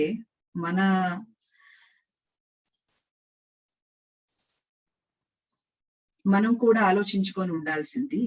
ఆ వృద్ధ పావురం చెప్పింది అనగానే తడుముకోకుండా మనందరం ఒప్పుకున్నాము, అలా మన ఆలోచన ఏమైపోయింది. కాబట్టి ఇప్పుడు పోట్లాడుకోవటం మానేసి నాకు ఒక స్నేహితుడు ఉన్నాడు, హిరణ్యకము అనగా ఒక ఎలుక. ఆ హిరణ్యకుడి దగ్గరికి వెళ్ళి మన వలని కొరికేయమని అడుగుదాము, తను తప్పకుండా మనకి సహాయం చేస్తాడు, కాబట్టి మనం ఒక్కసారిగా వలతో పాటు ఎగిరిపోదాము అని చెప్పి అంటాడు. సరే, వేటగాడు వస్తున్నాడు. వీళ్ళందరూ వేటగాడు రావటం గమనించి చిత్రగ్రీవుడు చెప్పినట్లే అందరూ ఒప్పుకొని వలతో సహా పైకి ఎగిరిపోతారు. ఈ వేటగాడు వాళ్ళని అనుసరిస్తున్నాడు. ఎందుకంటే తన జీవనాధారం వలను కూడా ఈ పావురాళ్ళని తీసుకెళ్ళిపోతున్నాయి. కొంత దూరం వరకు అనుసరించి ఇంకా తన వల్ల కాదని వదిలేశాడు. ఈ పావురాళ్ళు మాత్రం హిరణ్యకుడి దగ్గరికి వాటి ప్రయాణాన్ని సాగిస్తున్నాయి. హిరణ్యకుడు ఒక చెట్టు యొక్క త్వరలో ఉన్నాడు. ఈ పావురాళ్ళన్నీ రావటం చూసి భయం వేసి త్వరలో దాక్కుండిపోయాడు. అప్పుడు చిత్రగ్రీవుడు, హిరణ్యక, నేను నీ మిత్రుడు చిత్రగ్రీవుడిని, నువ్వు భయపడకుండా ఒకసారి బయటికి రా అని చెప్పి పిలిస్తే హిరణ్యకుడు బయటకు వచ్చి తన మిత్రుడిని చూసి చాలా బాధపడి అందరి వలని కొరికేసి అందరినీ విడిపిస్తాడు. ఇది మిత్రలాభం యొక్క ముఖ్యమైన ఒక కథ. మిత్రలాభంలో నీతి ఏంటంటే, మన మంచి స్నేహితులు మనకి ఎప్పటికైనా మేలు చేస్తారు, సమస్యల నుంచి మనల్ని బయటపడవేస్తారు. ఈ మిత్రలాభం, మిత్రభేదం కలిపి పంచతంత్రంలో అర్ధ భాగం ఈ కథలే ఉంటాయి. మొత్తం 84 కథల్లో ఈ 34 ప్లస్ 10 44 కథలు మిత్రలాభం, మిత్రభేదంలోనే ఉంటాయి. కాబట్టి మీ అందరికీ నా మనవి ఏంటంటే మీకు ఎప్పుడు సమయం దొరికినా ఈ కథల్ని చదవవలసిందిగా కోరుకుంటున్నాను. ఈ మిత్రలాభం మిత్రభేదం ఒక అంశాన్ని మనకి నేర్పిస్తాయి. అదేంటంటే దౌత్యం, అంటే సందర్భానుసారంగా ప్రవర్తించటం. మన ప్రమాదంలో ఉన్నప్పుడు ఎలా ప్రవర్తించాలి, మన స్నేహితులు ప్రమాదంలో ఉన్నప్పుడు ఎలా ప్రవర్తించాలి, మనల్ని మనం ఎలా కాపాడుకోవాలి అనే అంశాన్ని ఈ మిత్రలాభం మిత్రభేదం అనే 2 భాగాలు చెప్తాయి. మనం ఒక చిన్న విరామం తీసుకుందాం. నేను ముందు చెప్పినట్లుగా మన సమావేశంలో 2వ భాగం ఆసు ప్రసంగాలు. ఆసు ప్రసంగాలని నిర్వహించడానికి టోస్ట్ మాస్టర్ సురేష్ గారు నిర్వాహకులుగా ఉన్నారు. ఆయన స్ఫూర్తి తెలుగు టోస్ట్ మాస్టర్ యొక్క సభ్యులు. తెలుగు చాలా చక్కగా వినసొంపుగా మాట్లాడగలిగిన దిట్ట. ఆయన పుస్తకాలు చదువుకోవటం, మంచి విషయాలు చదువుకొని మంచి విషయాలు రాయాలని, భవిష్యత్తులో టీవీ లేదా సినిమాల్లో పేరు సంపాదించాలని ఆయన కోరిక. అంతేకాకుండా ఆయనకి అనాథ శరణాలయం స్థాపించాలని కూడా కోరిక. ఆయనకు పంచతంత్రంలో నచ్చిన కథ ఏంటంటే కోతి మొసలి కథ. ఆయన మనకు చెప్పదలుచుకున్న నీతి, మనం స్నేహం చేసినప్పుడు మూర్ఖులతో కాకుండా తెలివైన వారితో స్నేహం చేస్తే మంచిది అని. ధన్యవాదాలు టోస్ట్ మాస్టర్ సురేష్ గారు. ఆశు ప్రసంగ విభాగాన్ని నిర్వహించవలసిందిగా కోరుకుంటున్నాను. ధన్యవాదాలు టోస్ట్ మాస్టర్ శిరీష, చక్కటి పరిచయం చేసినందుకు. ఇక ఈ శుభ మధ్యాహ్నం ఈ సమావేశానికి విచ్చేసినటువంటి విశిష్ట టోస్ట్ మాస్టర్లకు మరియు అతిథులకు మరొక్కసారి శుభ మధ్యాహ్నం, అలాగే నా నమస్కారం. ఈనాటి సమావేశం యొక్క 2వ ఘట్టానికి నేను ఆసు ప్రసంగ నిర్వాహకుని. ఆసు ప్రసంగ నిర్వాహకులు అనగానే ఆసువుగా మీ చేత నేనిచ్చే అంశం పైన ప్రసంగాల్ని చేయించడం. ఇది టోస్ట్ మాస్టర్ సమావేశంలో ఉండే ఒక మంచి ప్రక్రియ. ఈ ప్రక్రియ ద్వారా మనము మన మేధాశక్తిని, ప్రసంగ కళని, ఆలోచన శక్తిని అన్నిటినీ పెంపొందించుకోవచ్చు. ఆసువుగా మీలో ఎంత శక్తి ఉంది, మాట్లాడే శక్తి అనేది పరీక్షించుకోవడానికి ఇది ఒక మంచి అవకాశాన్ని ఇస్తుంది అన్నమాట. ఇంతకుముందు మన సమయపాలకులు చెప్పినట్టు ఆసువుగా మీరు ప్రసంగించడానికి మీకు దొరికే సమయం ఎంత అంటే 1 నుండి 2 నిమిషాలు. 1 నిమిషం అర్హత సమయాన్ని తెలియజేస్తుంది. అంటే కనీసం 1 నిమిషమన్నా మీరు మాట్లాడగలగాలి. గరిష్ట సమయం 2 నిమిషాలు. మీకు అదనంగా ఒక 30 సెకండ్లు టైం ఇవ్వబడుతుంది అన్నమాట. మన సమయపాలకులు మీకు 1 నిమిషానికి ఆకుపచ్చ సూచికను, 1:30 సమయానికి పసుపు పచ్చ సూచికను, అలాగే 2వ నిమిషానికి ఎరుపు సూచికను చూపెడతారు. అది 2:30 సమయం వరకు మీకు చూపించబడుతుంది. 2:30 సమయం మించకుండా మీరు మాట్లాడితే చాలా సంతోషం. ఎందుకంటే 2:30 నిమిషాలు మాట్లాడితే గనక ఒకవేళ మనము ఉత్తమ విజేత ఎవరు అనేది పెట్టుకున్నట్టు గనకైతే మీకు అనర్హత వేటు పడి మీరు బాగా ప్రసంగించిన ఉత్తమ విజేత బహుమతిని చేజిక్కించుకోలేరు అన్నమాట. కాబట్టి అందరూ కూడా కనీసం 1 నిమిషం, గరిష్టంగా 2:30 నిమిషాలు మాట్లాడాల్సిందిగా కోరుతున్నాను. ఇంత విపులీకరించి చెప్పడం ఎందుకంటే మన టోస్ట్ మాస్టర్ సమావేశానికి ఈ రోజు చాలా మంది అతిథులు విచ్చేసి ఉన్నారు. వారిని ముఖ్యంగా ప్రోత్సహించి వారి చేత మాట్లాడింపజేసి వారిలో ఉన్నటువంటి ప్రసంగ కళల్ని బయట పెట్టాలన్న ఉద్దేశంతోనే ఇంత వివరంగా చెప్పడం జరిగింది. కాబట్టి మన అతిథులందరూ కూడా ఈరోజు చక్కగా మాట్లాడాలని వారంతట వారే ముందుకు వచ్చి మాట్లాడితే మేమంతా చాలా సంతోషించడమే కాకుండా చాలా గర్విస్తాం కూడా.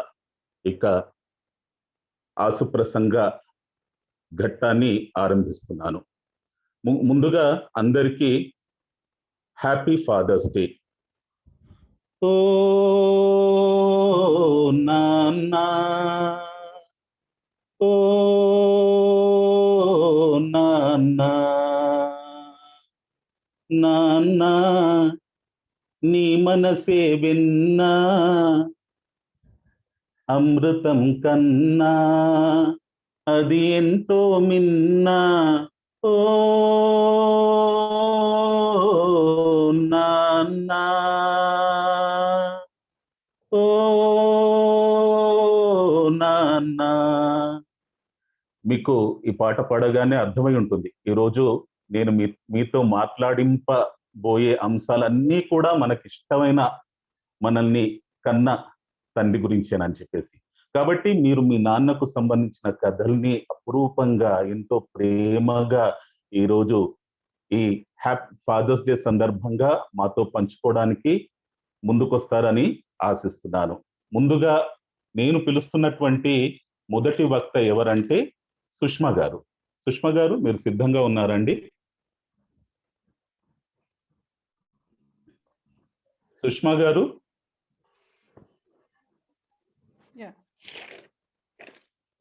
సుష్మా గారు మీరు సిద్ధం కదా?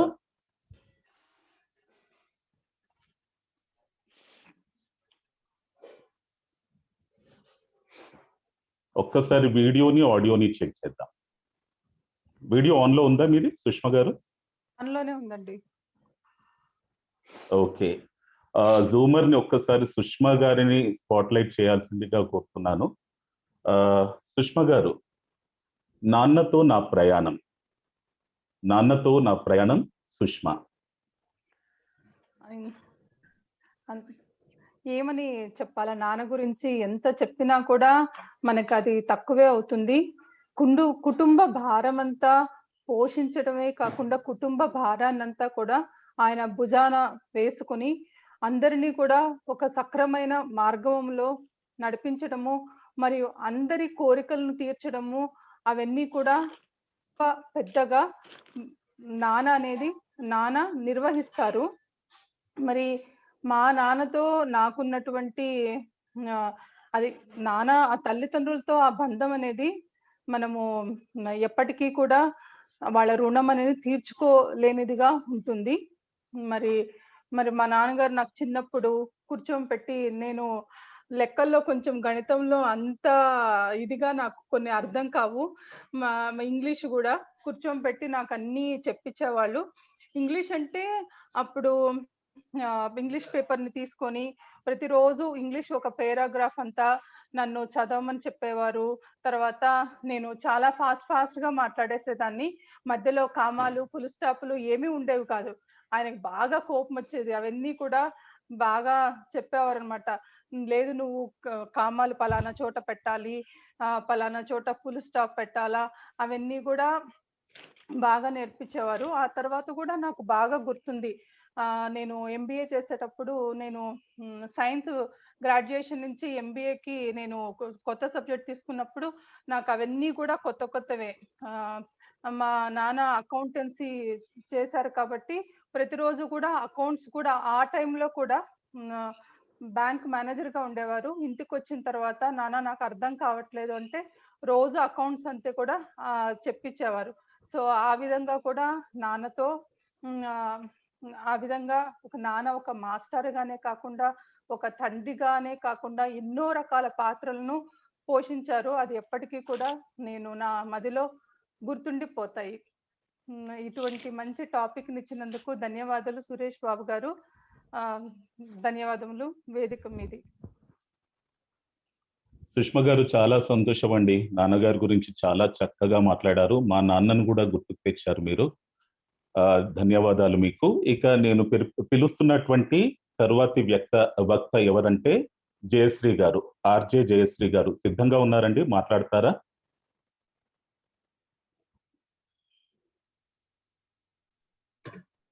జయశ్రీ గారు ఉన్నారండి? ఓకే, చాలా సంతోషం అండి మీరు ఈ సమావేశానికి రావడం నిజంగా చాలా సంతోషంగా ఉంది. అయితే నేను మీకు ఇస్తున్నటువంటి అంశం ఏంటంటే నాన్న నా హీరో, నాన్న నా హీరో ఆర్జే జయశ్రీ. నాన్న నా హీరో అంటే నేను ఈ ప్రపంచంలో రాకముందే నాన్న హీరో అండి. అప్పట్లో చాలా ఏమంటారు, చాలా ప్రయత్నాలు చేసి చాలా హీరోయిజం చూపించి అమ్మని బుట్టలో పడేశారు. భాష రాకపోయినా ప్రయత్నించి బుట్టలో పడేశారు. అప్పట్లో వాళ్ళిద్దరు ప్రేమించుకున్నప్పుడు ఇద్దరికి ఒకళ్ళొకళ్ళు భాష రాదు, మరో చరిత్ర అనుకున్నారు, కన్నడ తెలుగు. ఇప్పుడు 30 సంవత్సరాల తర్వాత ఇంట్లో రక్త చరిత్ర జరుగుతుంటుంది అప్పుడప్పుడు. సో నేను మధ్యలో ఉండి ఎవరు గెలుస్తారో చూస్తూ ఉంటాను అనమాట. సో నాన్న ఒక మాట అంటే అమ్మ దాన్ని మల్టిప్లై చేసి ఓ 10 మాటలు అంటే పాపం నాన్న నా దృష్టిలో హీరోగానే ఉండాలని ఏం మాట్లాడరు, లేకపోతే గొడవలు అయిపోతాయని. సో నాన్నగారి దగ్గర చాలా నేర్చుకున్నానండి. ఎంత తక్కువ మాట్లాడాలో నాన్నగారి దగ్గర నేర్చుకున్నాను. అండ్ 2014లో ఏపీసీలో మీలో ఎవరు కోటీశ్వరుడులో నేను పాల్గొనేది జరిగిందనమాట.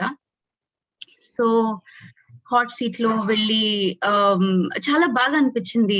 గెలవడం అంటే అది పక్కన పెడితే, నాన్నగారు, అమ్మగారు, నేను, హోస్ట్ నాగార్జున గారు, అన్ని కెమెరాలు, భలే సంతోషంగా ఉన్నింది. కానీ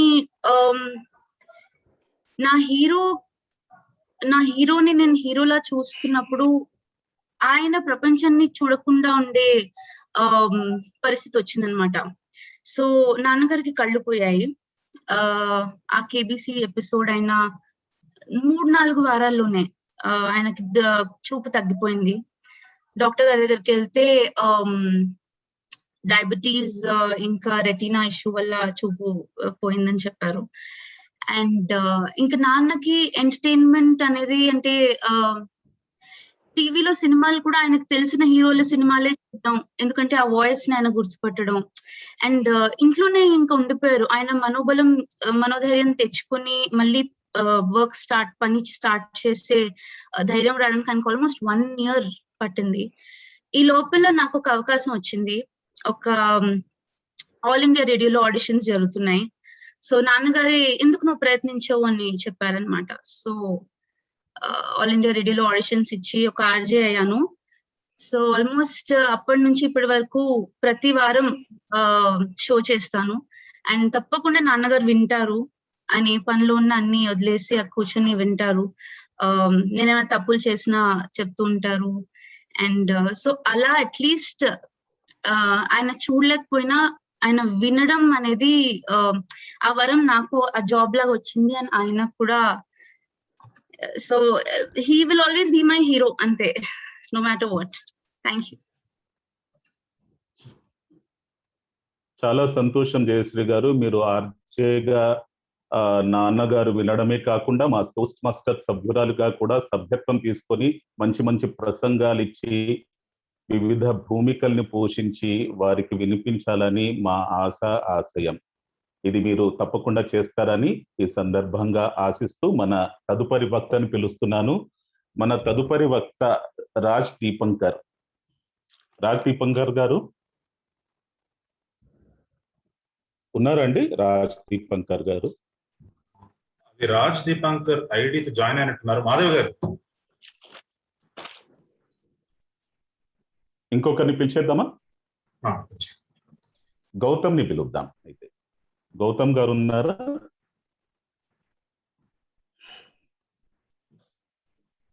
గౌతమ్ గారు కానీ గిరీష్ గారు కానీ ఎవరైనా పర్వాలేదు. ఈరోజు మేము అందరి అతిథుల్ని మాట్లాడింప చేయాలి అనేది మా ప్రయత్నం. దయచేసి అతిథులు మీ నాన్నల గురించి మాతో చెప్పుకునే సదవకాశం. దయచేసి నాన్నకు ప్రేమతో మీరేం చెప్పాలనుకుంటున్నారో మేము ఇచ్చే అంశాలపైన చెబితే వారు కూడా ఆనందిస్తారు. ఎవరున్నారు? గిరీష్ గారు, సార్ గౌతమ్ గారిని స్పాట్ లైట్ లో తీసుకొచ్చామండి. పెట్టారా? యా. ఓకే. पापा कहते हैं बड़ा नाम करेगा, बेटा हमारा ऐसा काम करेगा, मगर ये तो कोई न जाने ए मेरी मंजिल है कहाँ. గౌతమ్ గారు, గౌతమ్ గారే కదా? అవునండి.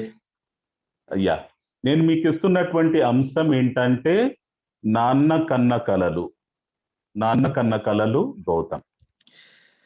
మీరు తెలిసి ఇచ్చారో తెలియక ఇచ్చారో తెలియదు కానీ మంచి ప్రశ్నే ఇచ్చారు నాకు.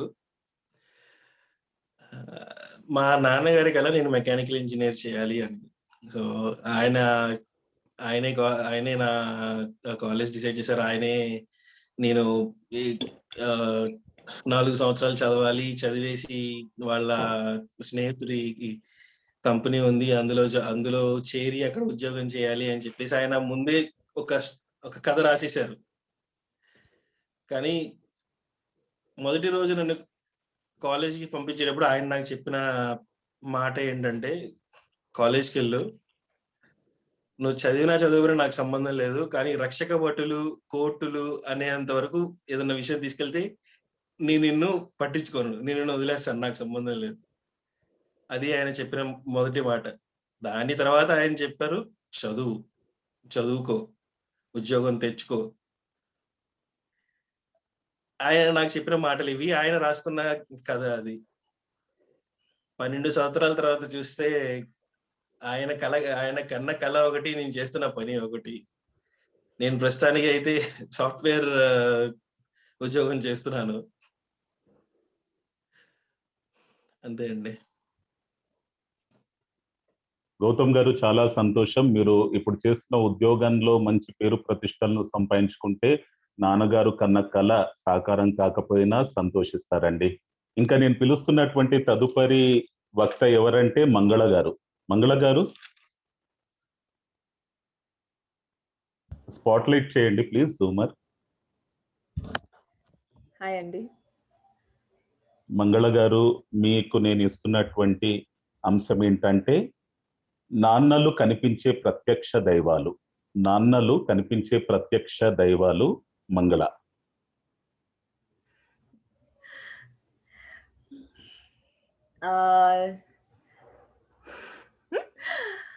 నన్ను పిలిచినందుకు చాలా ధన్యవాదాలండి. ఇంకా ఈ అంశం కూడా ఈరోజు ఫాదర్స్ డే గురించి చాలా చక్కగా ఎంచుకోవడం జరిగింది. నాన్నలో ప్రత్యక్ష దైవాలు. నిజం చెప్పాలంటే నాకు మా నాన్నగారు అంటే ఎంత భయమో అంత ప్రేమ కూడా.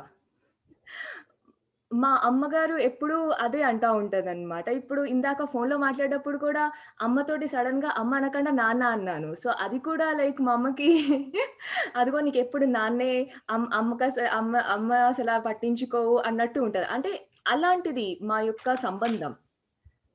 పెళ్ళికి ముందు వరకు మా నాన్నగారు చాలా స్ట్రిక్ట్‌గా ఉండేవారు. చాలా అంటే చాలా. అలా అని చెప్పేసి ప్రేమ అని కాదు. చాలా మంది అమ్మకి చాలా అటాచ్డ్ ఉంటారు. ఎందుకంటే ఆడవాళ్ళు అదేంటి వాళ్ళ యొక్క మనోభావాలు దాచుకుని ఉంచుకోలేరు, చూపించేస్తారు. అదే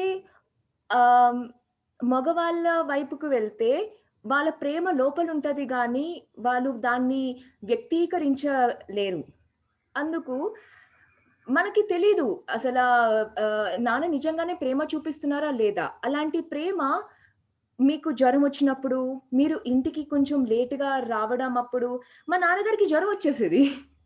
ఆయన బయట పడలేరు గానీ కొంచెం నేను కాలేజ్ నుంచి లేట్‌గా ఇంటికొచ్చినా ఒక టైప్ ఆఫ్ ఒక టెన్షన్‌లో ఆయనకి జ్వరం వచ్చేసేదన్నమాట. అయినా సరే అది కప్పిపుచ్చుకునేవారు. అలా ఉంటారు గానీ వాళ్ళలో ఉన్న ప్రేమ మనం కొలుచుకోలేము. అలాగా ఒక తండ్రి అంటే ఒక ప్రొటెక్షన్ లాగా, ఒక దైవం, ఒక ఆరా లాగా ఎప్పుడూ పిల్లల చుట్టూనే ఉంటారు గానీ కనబడరు. అంతేనండి. ధన్యవాదాలు.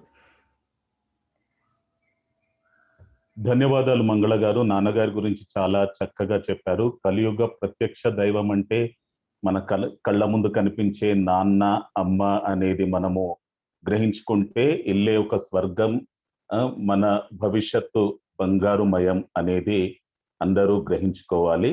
ఇంకా నేను తర్వాత పిలుస్తున్నటువంటి వక్త ఎవరంటే విశాల గారు. విశాల గారు,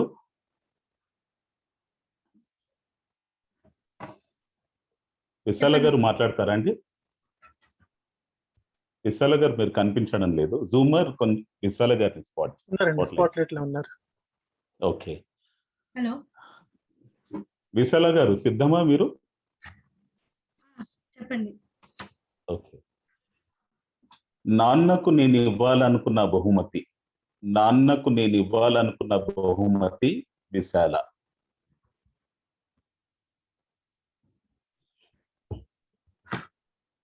అందరికీ నమస్కారం. నిజంగా చెప్పాలంటే నేను నాన్నగారికి ఎప్పుడు బహుమతి ఇవ్వాలని ఆలోచించలేదు. ఆ ఆలోచన ఎప్పుడు రాలేదు. చాలా నిక్కచ్చిగా నిజం చెప్తున్నాను. ఎందుకు అంటే మా నాన్నకి నాకు ఉన్న సంబంధం ఎలాంటిదంటే ఇచ్చిపుచ్చుకునే సంబంధం లేదు అసలు. నాకు ఇప్పటి వరకు చాక్లెట్ కొనిచ్చిన సందర్భాలు కూడా లేవు, గిఫ్ట్లు కొని ఇవ్వడం. కానీ ఎప్పుడు ఏ విషయమైనా సరే, ఏదైనా మానసికంగా నాకు సొంతంగా కానీ నా చుట్టుపక్కల వాళ్ళకి కానీ ఏ విషయంలో అయినా నేను తేల్చుకోలేని నా అంతట నేను సమస్యకి పరిష్కారం గ్రహించలేని విషయం ఏదైనా ఉంటే ఆయనతో మా అమ్మకి తెలియకుండా పక్కకి పిలిచి విడిగా మాట్లాడే అలవాటు నాకుంది. అలాగే నాతో ఎప్పుడు కూడా ఆయన ఒకే వయసు గల ఒక స్నేహితురాలుగానే భావించారు అని అనిపిస్తుంది నాకు.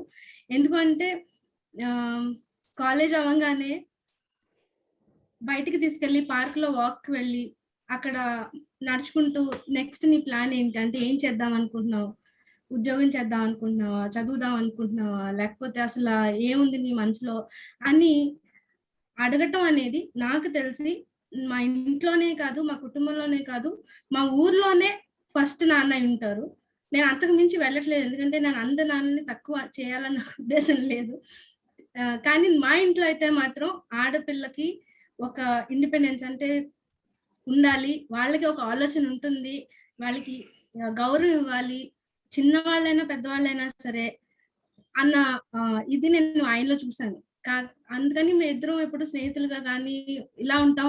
ఆయన నాకు ఇచ్చిన గిఫ్ట్ ఏంటి అంటే స్వతంత్రం, నా ఆలోచనల్ని ఆయనతో ఓపెన్ గా అంటే ఉన్నట్టుగా చెప్పగలిగే ధైర్యం. ఆయనకి నేను ఇవ్వగలిగే కానుక ఏంటి అంటే అలా బ్రతికి చూపించడం, నలుగురికి హెల్ప్ చేయగలగటం, అంతే. ధన్యవాదాలు విశాల గారు. నిజంగా నాన్న కన్నప్పటి నుంచి కని పెంచడమే కాక తను చివరి క్షణం వరకు పిల్లల కోసం పడే ఆరాటం ముందు మనం ఎన్ని బహుమతులు ఇచ్చినా తక్కువే.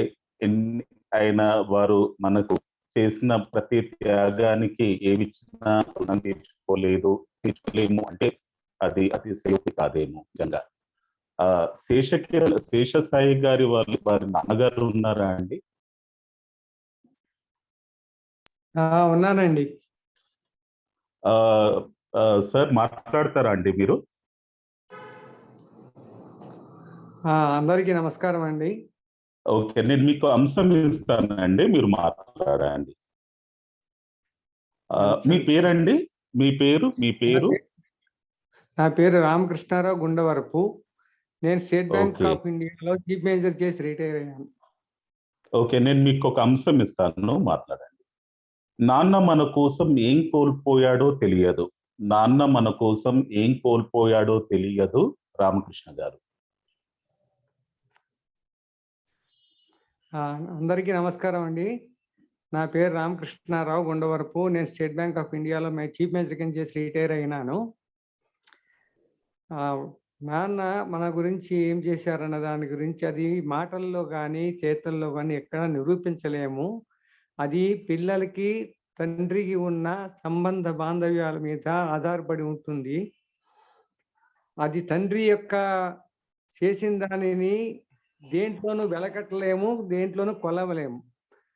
అది ఆయన మన రక్తాన్ని, తన యొక్క శ్రమని చెమట కింద ఓడ్చి పిల్లలకి ఒక ఒక గొడుగు కింద నిలబడి పిల్లల్ని ఎట్లా వేసిస్తావో ఆ విధంగా తన యొక్క జీవితాన్ని పిల్లలకి చిగురు వరకు కూడా తను బతుకున్నంత కాలం కూడా కంపల్సరీగా తప్పకుండా వాళ్ళని కాపాడుతూ ఉంటారు. వాళ్ళు తన కొడుకు 60 సంవత్సరాలు వచ్చినా సరే ఇంకా తనకన్నా చిన్నవాడే అని ఆలోచించి వాళ్ళ వెనకనే వాళ్ళు వెనకాల ఉంటూ తండ్రి అతని యొక్క ఆ పిల్లల యొక్క భవిష్యత్తును అలా ఇంకా వృద్ధిలోకి రావాలి, అందరికన్నా మంచిగా ఉండాలి, అందరికీ మంచి విధంగా చెయ్యాలి, అందరికీ తల స్వభావంతోనూ తర్వాత చుట్టుపక్కల వాళ్ళకి కూడా అన్ని రకాలుగాను మంచితనము, మంచి మాటతోనూ అందరూ మంచి పిల్లల్ని పెంచుకోవాలనే ఉద్దేశం, భావం తండ్రిలో ఎప్పటికీ ఉంటుంది ఎంత చేసినా కానీ.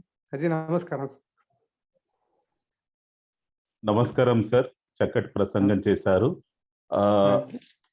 నేను ఎవరైనా వినోద్ గారు కానీ ప్రణయ్ గారు కానీ మాట్లాడతారా అండి? Hello. Hi Suresh. I don't know Telugu. If you can give me the topic, I can try in English. Okay, English లో మాట్లాడతారా మీరు? Yes, please. ఓకే, నేను మీకు ఐ లవ్ మై ఫాదర్ ప్రణయ, మీ పేరు? Sorry? Vinod. I am What's Vinod. your name? Vinod, your topic is simple. I love my father, Vinod. Of course, I love my father. Who doesn't? See, right from childhood, like our mother used to keep us in her lap only, like inside her home. Maybe only for feeding she'll take just to like balcony or somewhere nearby places. But I believe our dad is the first person who took us outside our home. Like even from a childhood, he used to, like my dad, he used to carry me in his shoulders. So like right from that time onwards, I saw a different, what do you say? He always wants me to see like better world than him. Right from the school right from the school and like colleges, he put me somewhere where is more than his financial ability. So he has borrowed money, loans, etc., whatever he can do. So he gave me the best, like whichever like he couldn't afford in his life. Like the only regret I have is I feel that I should have been more polite and I should have listened to my father more than like I was so rude and what do you say, like arrogant, like adult or like a teenager. I was so rude guy. So like as I grow older, I feel that I should have been more polite. But now I'm very polite to my dad. But like the only regret I have is in my life is that I should have been more polite to my dad. Thanks, Suresh.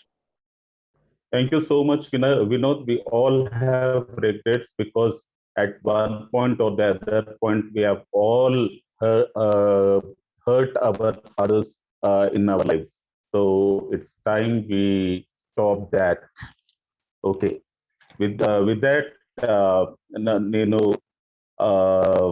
ఇంకా ఎవరైనా మాట్లాడతారండి? ఒక 2 topics ఉన్నాయి, ఇద్దాం అనుకుంటున్నాను. ప్రణయ్ ఉన్నారా? అవునా, ఎవరండి? హలో, ప్రణయ్ నా పేరు. ప్రణయ్, మీకు నేను ఇస్తున్నటువంటి అంశం ఏంటంటే నాన్నల ఆయుస్సుని మనం పెంచొచ్చు. ప్రణయ్. ధన్యవాదములు అండి. ఈ అంశం నాకు నాన్నల ఆయుష్ని మనం పెంచొచ్చు.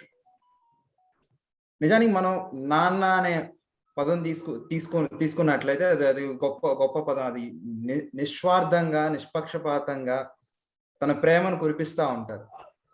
విచిత్రం ఏంటంటే అందరికీ తల్లి ప్రేమ కనపడుతుంది, తండ్రి ప్రేమ కనపడదు. కనపడకపోయినా సరే మనకి చూపించాలన్న తాపత్రయం కూడా అతనికి ఉండదు. ఉండకపోయినా సరే అది ఒక కవచం లాగా మన చుట్టూరు ఉంటుంది. ఇప్పుడు ఆయుష్ జీవితంలో మనం బ్రతకాలి, జీవించాలి అని ఎందుకు అనుకుంటామంటే ఒక ఆనందం కోసం, ఒక కోరిక కోసం. మరి అలాంటి తండ్రికి జీవించాలి అన్న కోరిక ఎందుకు ఉంది? తన బాధ్యతలు ఎన్నో ఉంటాయి, అన్ని చక్కబెట్టేసి ప్రశాంతంగా ఉంటాడు. ఇంకా ఎందుకు జీవించాలి అంటే అతని ఆయుష్ పెంచాలంటే మనం ఏం చేయాలి? అతన్ని ఆనందంగా ఉంచాలి, తండ్రులను ఆనందంగా ఉంచాలి. మన తల్లిదండ్రులని ఆనందంగా ఉంచడం అంటే వాళ్ళకి ఏదో బహుమతులు ఇచ్చేసి మనం డబ్బు సంపాదించేసి వాళ్ళకి ఎన్నో బహుమతులు అవి కొనివ్వడం, ఇవి కొనడం అనుకుంటాం. కానీ అవన్నీ వాళ్ళకేమీ ఆనందం కలిగించవు, వాళ్ళకి సంతృప్తి కూడా కాదు. వాళ్ళని సంతృప్తి పరచాలంటే మనం సంతోషంగా ఉండాలి. ఎందుకంటే మన సంతోషంలోనే వాళ్ళ సంతోషం ఎత్తుక్కుంటూ ఉంటారు. అందుకని ఇప్పుడు నేను మా నాన్నని సంతోష పెట్టాలంటే నేను సంతోషంగా ఉంటాను. నేను సాధించిన ప్రతి దాన్ని మా నాన్నతో పంచుకుంటా ఉంటాను. మా నాన్నకి చెప్తాను, నాన్న ఈరోజు ఇది చేశాను, నేను ఈరోజు అది చేశాను. అలా చెప్పినప్పుడు అతని కళల్లో ఉన్న ఆనందాన్ని నేనేదో ఒక నా జీతం వచ్చిన తర్వాత మా నాన్నకు ఒక మొబైల్ ఫోన్ కొనివ్వడం, లేకపోతే నాన్న బట్టలు కొనివ్వడంలో కనపడదు. అదే నేను ఇది సాధించాను అని చెప్తే ఆ కళలో ఉన్న ఆనందం ఎంతో వెలకట్టలేనిది, విలువ ఎంతో కూడా చెప్పలేనటువంటిది. అలాగే ఎప్పుడు మన ఏదో ఒకటి ప్రతిసారి సాధించాలంటే కష్టమే. ఎందుకంటే ఈ అచీవ్మెంట్స్ అనేవి ప్రతిసారి రావు. నేను స్వతహాగా కవితలు రాస్తా ఉంటాను కాబట్టి నేను రాసిన ప్రతి కవితని నా ఒక గొప్ప విజయంగా నేను అనుకుంటాను. నాన్న నేను ఈ కవిత ఈరోజు ఈ కవిత రాశాను, ఈరోజు దాని మీద రాశాను, ఈరోజు దాని మీద రాశానని మా నాన్న కవితలు చెప్తూ ఉంటాను. ఆ చెప్పడంలో వాళ్ళు ఆనందం పడుతూ ఉంటే వాళ్ళ ఆనందం చూసి నేను ఆనందపడతాను, నా ఆనందం చూసి వాళ్ళు ఆనందపడతారు. ఇలాగా అందరి జీవితం ఆనందమయంగా ఉంటుంది. నా సమయం కూడా అయిపోయినట్టుంది. ధన్యవాదాలు సురేష్ బాబు గారు. ధన్యవాదాలండి, చాలా చక్కగా ప్రసంగించారు. నిజంగా మనం ఒక చక్కటి పలకరింపుతో నాన్నల్ని ఎంతో ఆనందింపజేసి వారి ఆరోగ్యాన్ని పెంచి ఆయుస్సుని కూడా పెంచొచ్చు అన్న విషయాన్ని ఎంతో అర్థవంతంగా చక్కగా చెప్పారు. ఇక ఎవరైనా చివరిగా మాట్లాడతాము అంటే ఒక అంశం ఇస్తాను, లేదంటే ముగిద్దాం. ఎవరైనా ఉన్నారా ఇంకా మాట్లాడాలనుకున్న వాళ్ళు? కానీ లేదా మన సభ్యులు కానీ ముగిద్దామండి. ముగిద్దామండి, టైం అయిపోయింది ఈరోజు. ఓకే.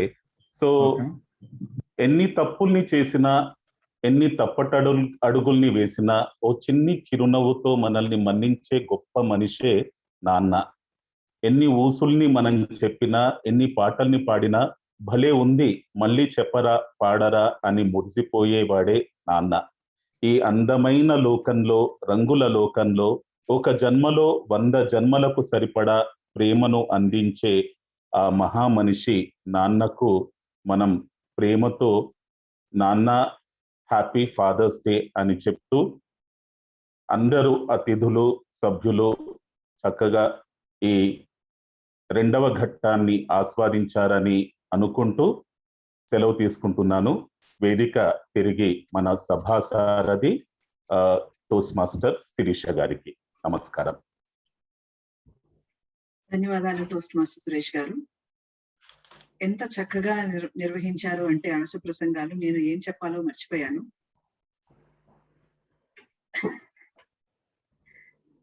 ఇక మన పంచతంత్రం అంశానికి వస్తే మనం మిత్రలాభం, మిత్రభేదం గురించి మాట్లాడుకున్నాము. ఇంకా 3వది పంచతంత్రంలో 3వ భాగం కాకోలు కియ్యం. అంటే పరిస్థితిని బట్టి తెలివిగా ఎలా వ్యవహరించాలి అన్న అంశాన్ని ఈ కాకోలు కియ్యం అనే భాగం చెప్తుంది. దీంట్లో ముఖ్యమైన కథ కాకులు గుడ్ల గూబల కథ. సమయం తక్కువగా ఉన్నందువల్ల నేను గబగబా ముగిస్తానండి ఈ కథని. ఒకానొక అడవిలో కాకుల గుంపు, గుడ్ల గూబల గుంపు ఉండేవి. వాటికి ఎప్పుడు పోట్లాట జరుగుతూ ఉండేది. ఎప్పుడు ఒకళ్ళు గుడ్ల గూబలు గెలుస్తూ ఉండేవి, కాకులు ఓడిపోతూ ఉండేవి. అలాగని కాకుల రాజుకి బాగా కోపంగా ఉండేది ఆ గుడ్ల గూబల గుంపు మీద. ఒకరోజు కాకుల రాజు ఆయన మంత్రివర్గాన్ని పిలిచి ఈ గుడ్ల గూబల్ని మనం ఎలా ఓడించాలి అని చెప్పి ఒక ఒక సమావేశం ఏర్పాటు చేశాడు. ఇందులో ఒక ముసలి కాకి ఒక సలహా ఇస్తుంది. అదేంటంటే, మీరు నన్ను ఏదో ఒక తప్పు చేశానని ఒక నెపం నా మీద ఆరోపించి నన్ను మీ గుంపులోంచి బయటికి పంపించేయండి. నేను ఆ గుడ్లగూబల గుంపులో చేరి వాళ్ళ అంశాలన్నీ, ఆ సమాచారాన్ని మీకు అందజేస్తాను. మీరు వాళ్ళ మీద దండయాత్ర చేసి గెలుద్దురు గాని అని చెప్తుంది. అందరికీ ఈ ఇది నచ్చింది. అలా ఒక రోజు కాకుల రాజు ఈ గుడ్లగూబని బాగా కొట్టి, ఓ ముసలి కాకిని బాగా కొట్టి వాళ్ళ గుంపులోంచి బయటికి పంపించేస్తుంది. ఇది దూరంగా చూస్తున్న ఒక గుడ్లగూబ ఇదంతా గమనించి వాళ్ళ గుడ్లగూబల రాజు దగ్గరికి వెళ్ళి ఇదంతా వివరిస్తుంది. గుడ్లగూబల రాజు ఆ ముసలి కాకి దగ్గరికి వెళ్ళి ఏమైంది అని తెలుసుకుంటాడు. అప్పుడు కాకి అంటుంది, నేను కాకుల రాజు కన్నా మీరే చాలా గొప్పవాళ్ళు అని చెప్పాను. అందుకు కాకుల రాజు కోపం వచ్చి నన్ను బయటికి పంపించేశారు. ఇక నాకు మీరే దిక్కు అని అంటుంది. గుడ్లగూబల రాజు చాలా సంతోషించి ఆ కాకిని వాళ్ళలో చేర్చుకుంటుంది. ఆ కాకి ఆ ప్రహరీ గోడ దగ్గర ఒక గూడు ఏర్పరచుకొని అక్కడ నివసించడం మొదలుపెట్టింది.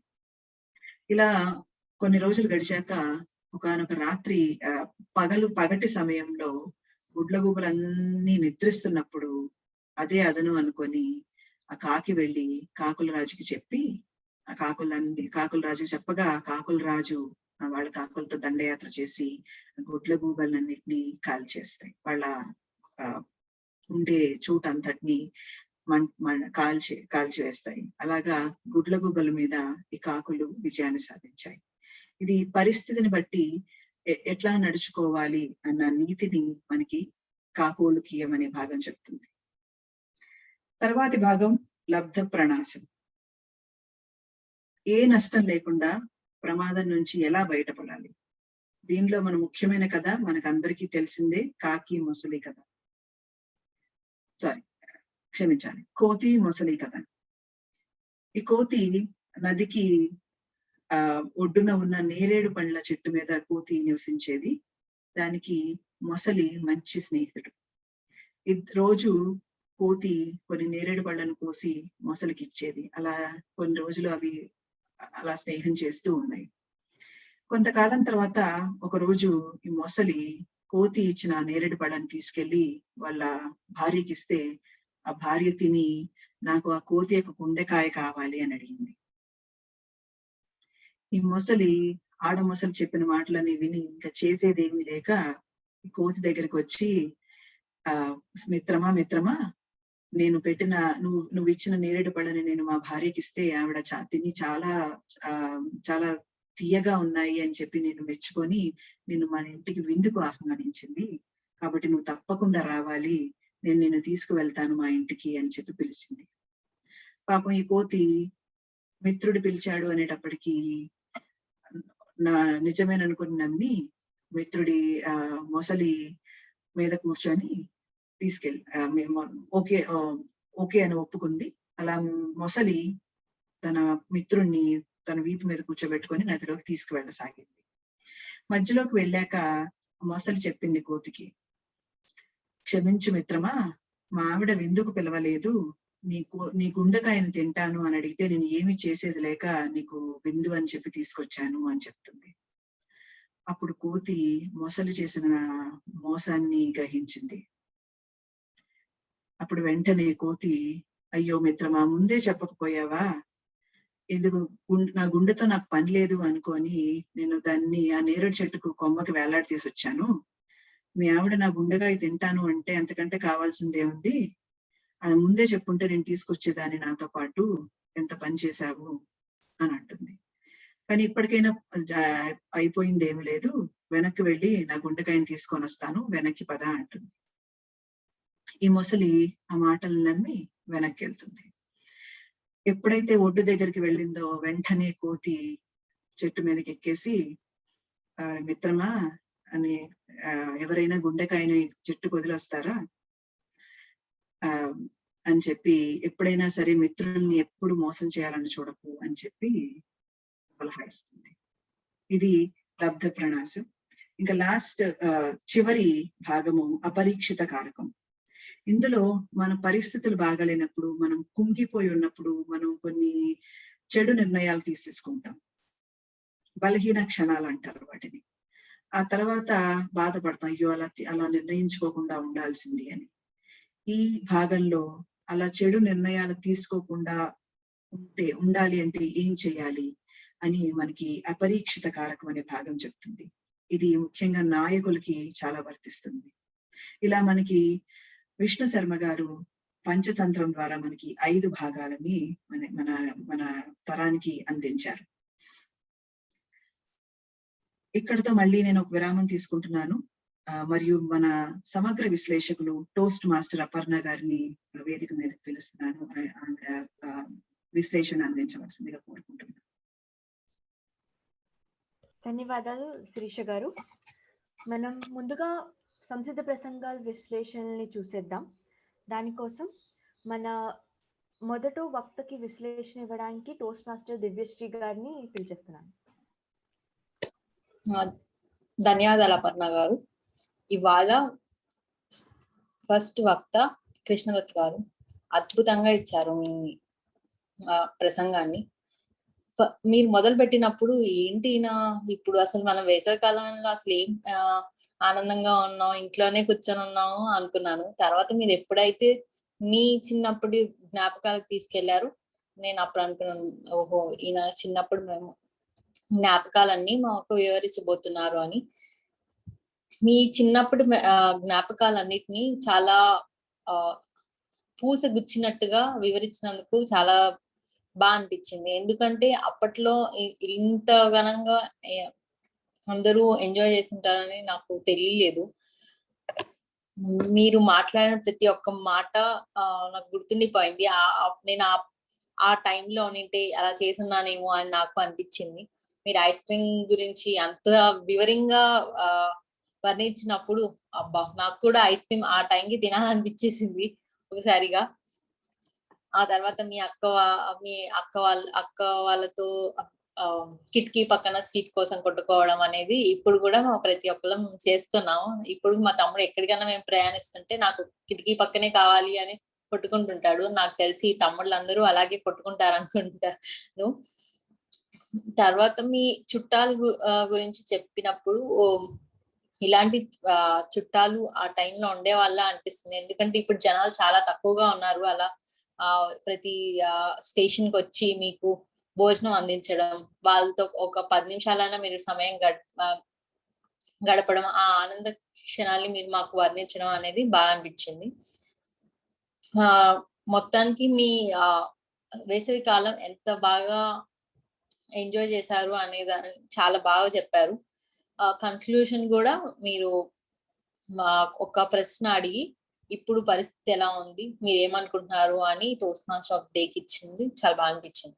అయితే మీ ఒక్క ప్రసంగాన్ని ఇంకా కొంచెం ముందుకు తీసుకెళ్లాలంటే నాకేమనిపించింది అంటే, మీరు మీ అమ్మగారిని, మీ నాన్నగారి గురించి లేకపోతే రిక్షా వాళ్ళ గురించి మీరు ఇద్దరు మనుషులుగా మాట్లాడారు. అలాంటి సమయంలో ఇద్దరు పాత్రలు తీసుకున్నప్పుడు మీ మాట్లాడే విధానం కూడా మారింటే బాగుండనిపించింది. ఇంగ్లీష్ లో ఓకల్ వెరైటీ అంటాం కదా దాన్ని. ఎందుకంటే మీరు మాట్లాడినంత ఒకటే మోనోటోనస్ గా అనిపించింది నాకు. సో కొంచెం వాయిస్ మాడ్యులేషన్ ఉంటే బాగుండు అనిపిస్తుంది. ఇంకోటి మీరు ప్రతిదాన్ని చాలా వివరంగా చెప్పారు అని నాకు మీ మొత్తం స్పీచ్ అనిపించింది. కొంచెం తొందరగా చెప్పింటే మళ్ళీ మీరు తుని వెళ్ళాక ఏం చేశారు అని కొంచెం కూడా దీంట్లో చెప్పింటే బాగా అనిపించేది. ఎందుకంటే మీ ప్రయాణం మొత్తం ట్రైన్ లోనే జరిగింది. ఆ ప్రయాణం కాకుండా కొంచెం అక్కడికి తుని వెళ్ళిన తర్వాత కూడా మీరు అక్కడ ఎలా ఆనందంగా గడిపారు మీ సమయాన్ని, అది కూడా తెలిపింటే బాగా అనిపించింది. మొత్తానికి మీ స్పీచ్ చాలా అద్భుతంగా ఉంది. మీ వేసవికాల విశేషాలు మాతో పంచుకున్నందుకు చాలా ఆనందంగా ఉంది. మీకు ఇచ్చే నేను ఒక ఛాలెంజ్ ఏంటంటే వాయిస్ మాడ్యులేషన్ మీద వర్క్ చేయండి. మీ స్పీచ్ ఇంకొంచెం మెరుగ్గా ఉంటుందని భావిస్తున్నాను. ధన్యవాదాలు. అపర్ణ గారికి ఇస్తున్నాను వేదిక. ధన్యవాదాలు దివ్యశ్రీ గారు. మనం రెండో విశ్లేషణకి వెళ్ళిపోదాం. టోస్ట్ మాస్టర్ శేష కిరణ్ గారిని పిలిచేస్తున్నాను. Thank you very much, General Evaluator Toastmaster Aparna. The success of anything that we do heavily depends on how the world actually sees us. In our corporate life, our public relations are the front face of every action that we act upon. And today, we had Toastmaster Mayusha very clearly elucidating the importance of public relations and how she has actually come up with a plan and what her learnings have been. What I really liked in your entire speech, Mayusha, was the attractive title that you had, Let It Be. That itself made the audience very comfortable and gave us a hint that it is not a very serious plan that she is going to share with us, but maybe it is something which we all can implement. And that is how you aptly concluded your speech as well. You gave enough examples about the plan that you have created for yourself, may it be the open house or calling the chartered members in person or the debate contest that you have organized, clearly gave us an idea that you were actually in action whenever you are creating your plan for your 500th milestone meeting. You had free flow of hands throughout your speech, and your hands were always in sync with the emotions that you were trying to tell to the audience. And kudos to you for keeping your hands in sync with your voice and emotions. You also gave us a very apt message that as far as the PR is concerned, there is no one size which fits all. That was a specific purpose what I could take away from your entire speech. Now, few elements that you could actually improve upon as you go forward. First and foremost thing is to kindly stand and deliver, because that is where the authenticity of what you're trying to say actually increases. You get yourself into a bit of uncomfortable but very important position when you stand and deliver your speech. The second one, I had high problem in having a good eye contact with you. I saw you wavering your eye throughout the screen, and for a moment I was even wondering if you are actually looking down. So looking into the camera is the only way I would request you to have a better eye contact with the entire audience in the group here. The third element which I want you to improve upon is the power of pauses. I kind of felt that you were rushing through your speech at few locations, and at one location where you were expecting an answer from the audience, it was let it be. So slowing down and letting the title sink into the audience minds is very important, and that is where they say silence is golden and you have to reduce your rate of speech by a marginal amount. And last but not the least, I found the usage of an inappropriate word which is called blabbering, which I would request you not to use it, because we all are all our ears to your 7 minutes of speech, and you are not blabbering for us. Rather, you are trying to educate us with all the experiences that you have gained in your execution plan. To put my feedback in nutshell, Mayusha, thank you so much for sharing with us an exemplified strategic planning that you have done, and also helping us realize that everybody can come up with their own plan and we don't need to follow a very specific plan. At the same time, standing and delivering, having a better eye contact with the audience, and using the pauses to the best of their ability, I think will take your speech to even and next level. Over to you, Toastmaster Aparna.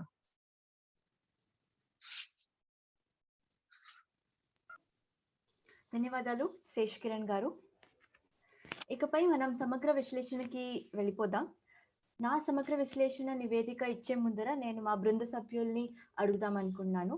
మొదటిగా మన వ్యాకరణవేత్తని పిలిచేస్తాను, toast master Srinivas Gupta గారు.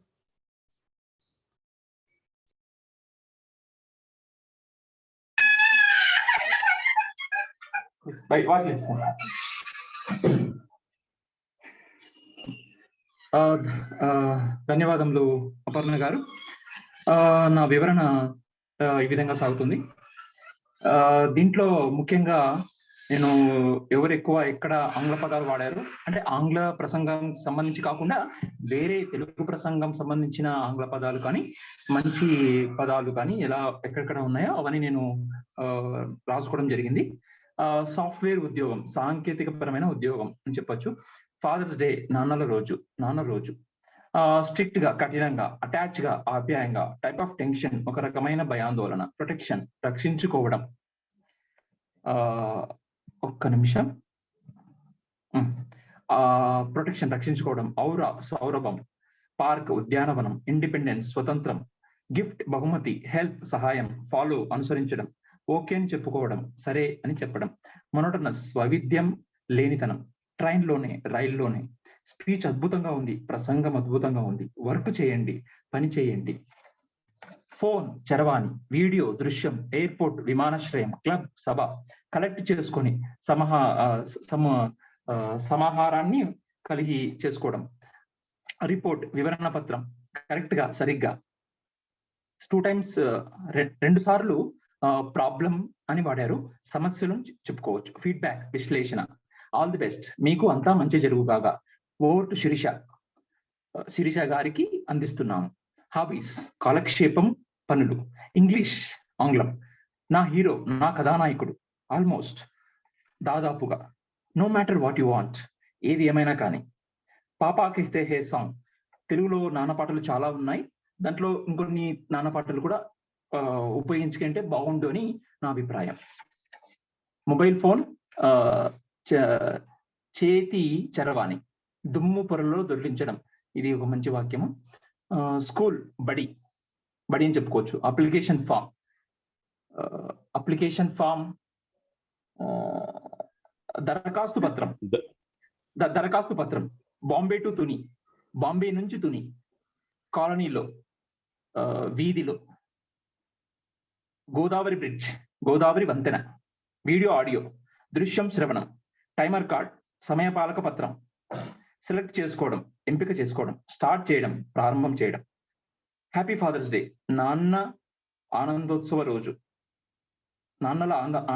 రోజు. College, కళాశాల. Court, న్యాయస్థానం. మంచి పదాలు కూడా వ్యక్తులు వ్యక్తీకరించడం జరిగింది. కోవెల, పరీక్ష పరిణామాలు. గ్రహించుకోవడం, పొంచి చూస్తున్నాడు. దౌత్యం, అశువుగా ప్రసంగాలు చేయడం, పెంపొందించుకోవడం. ప్రసంగ కళలు. వర్ణనాతీతం, మనసు మీద ముద్రింపబడిదే. నీతి నరాలలో నిండిపోయింది. వ్యక్తీకరించబడం, ప్రోత్సహించబడతారు. సాహితీవరం, మదిలో గుర్తుండిపోయింది. నాన్న కన్న కళలు. బాంధవ్యాలు, రక్తాన్ని శ్రమని పేర్చడం. సేవాభావం, ఊసులు చెప్పిన. రంగులలో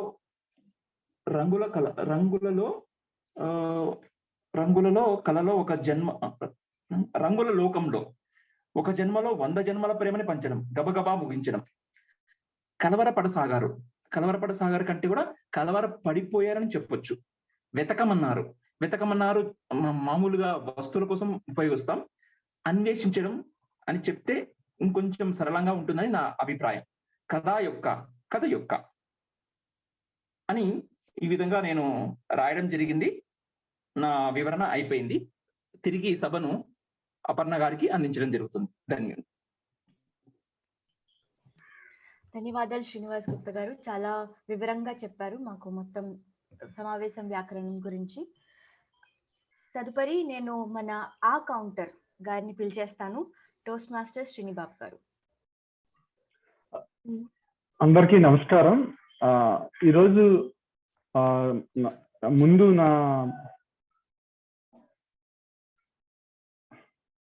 హలో, వినిపిస్తుందండి? ఓకే, అందరికీ నమస్కారం అండి.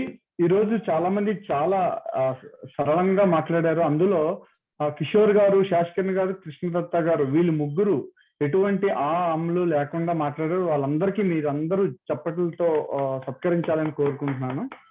ఓకే,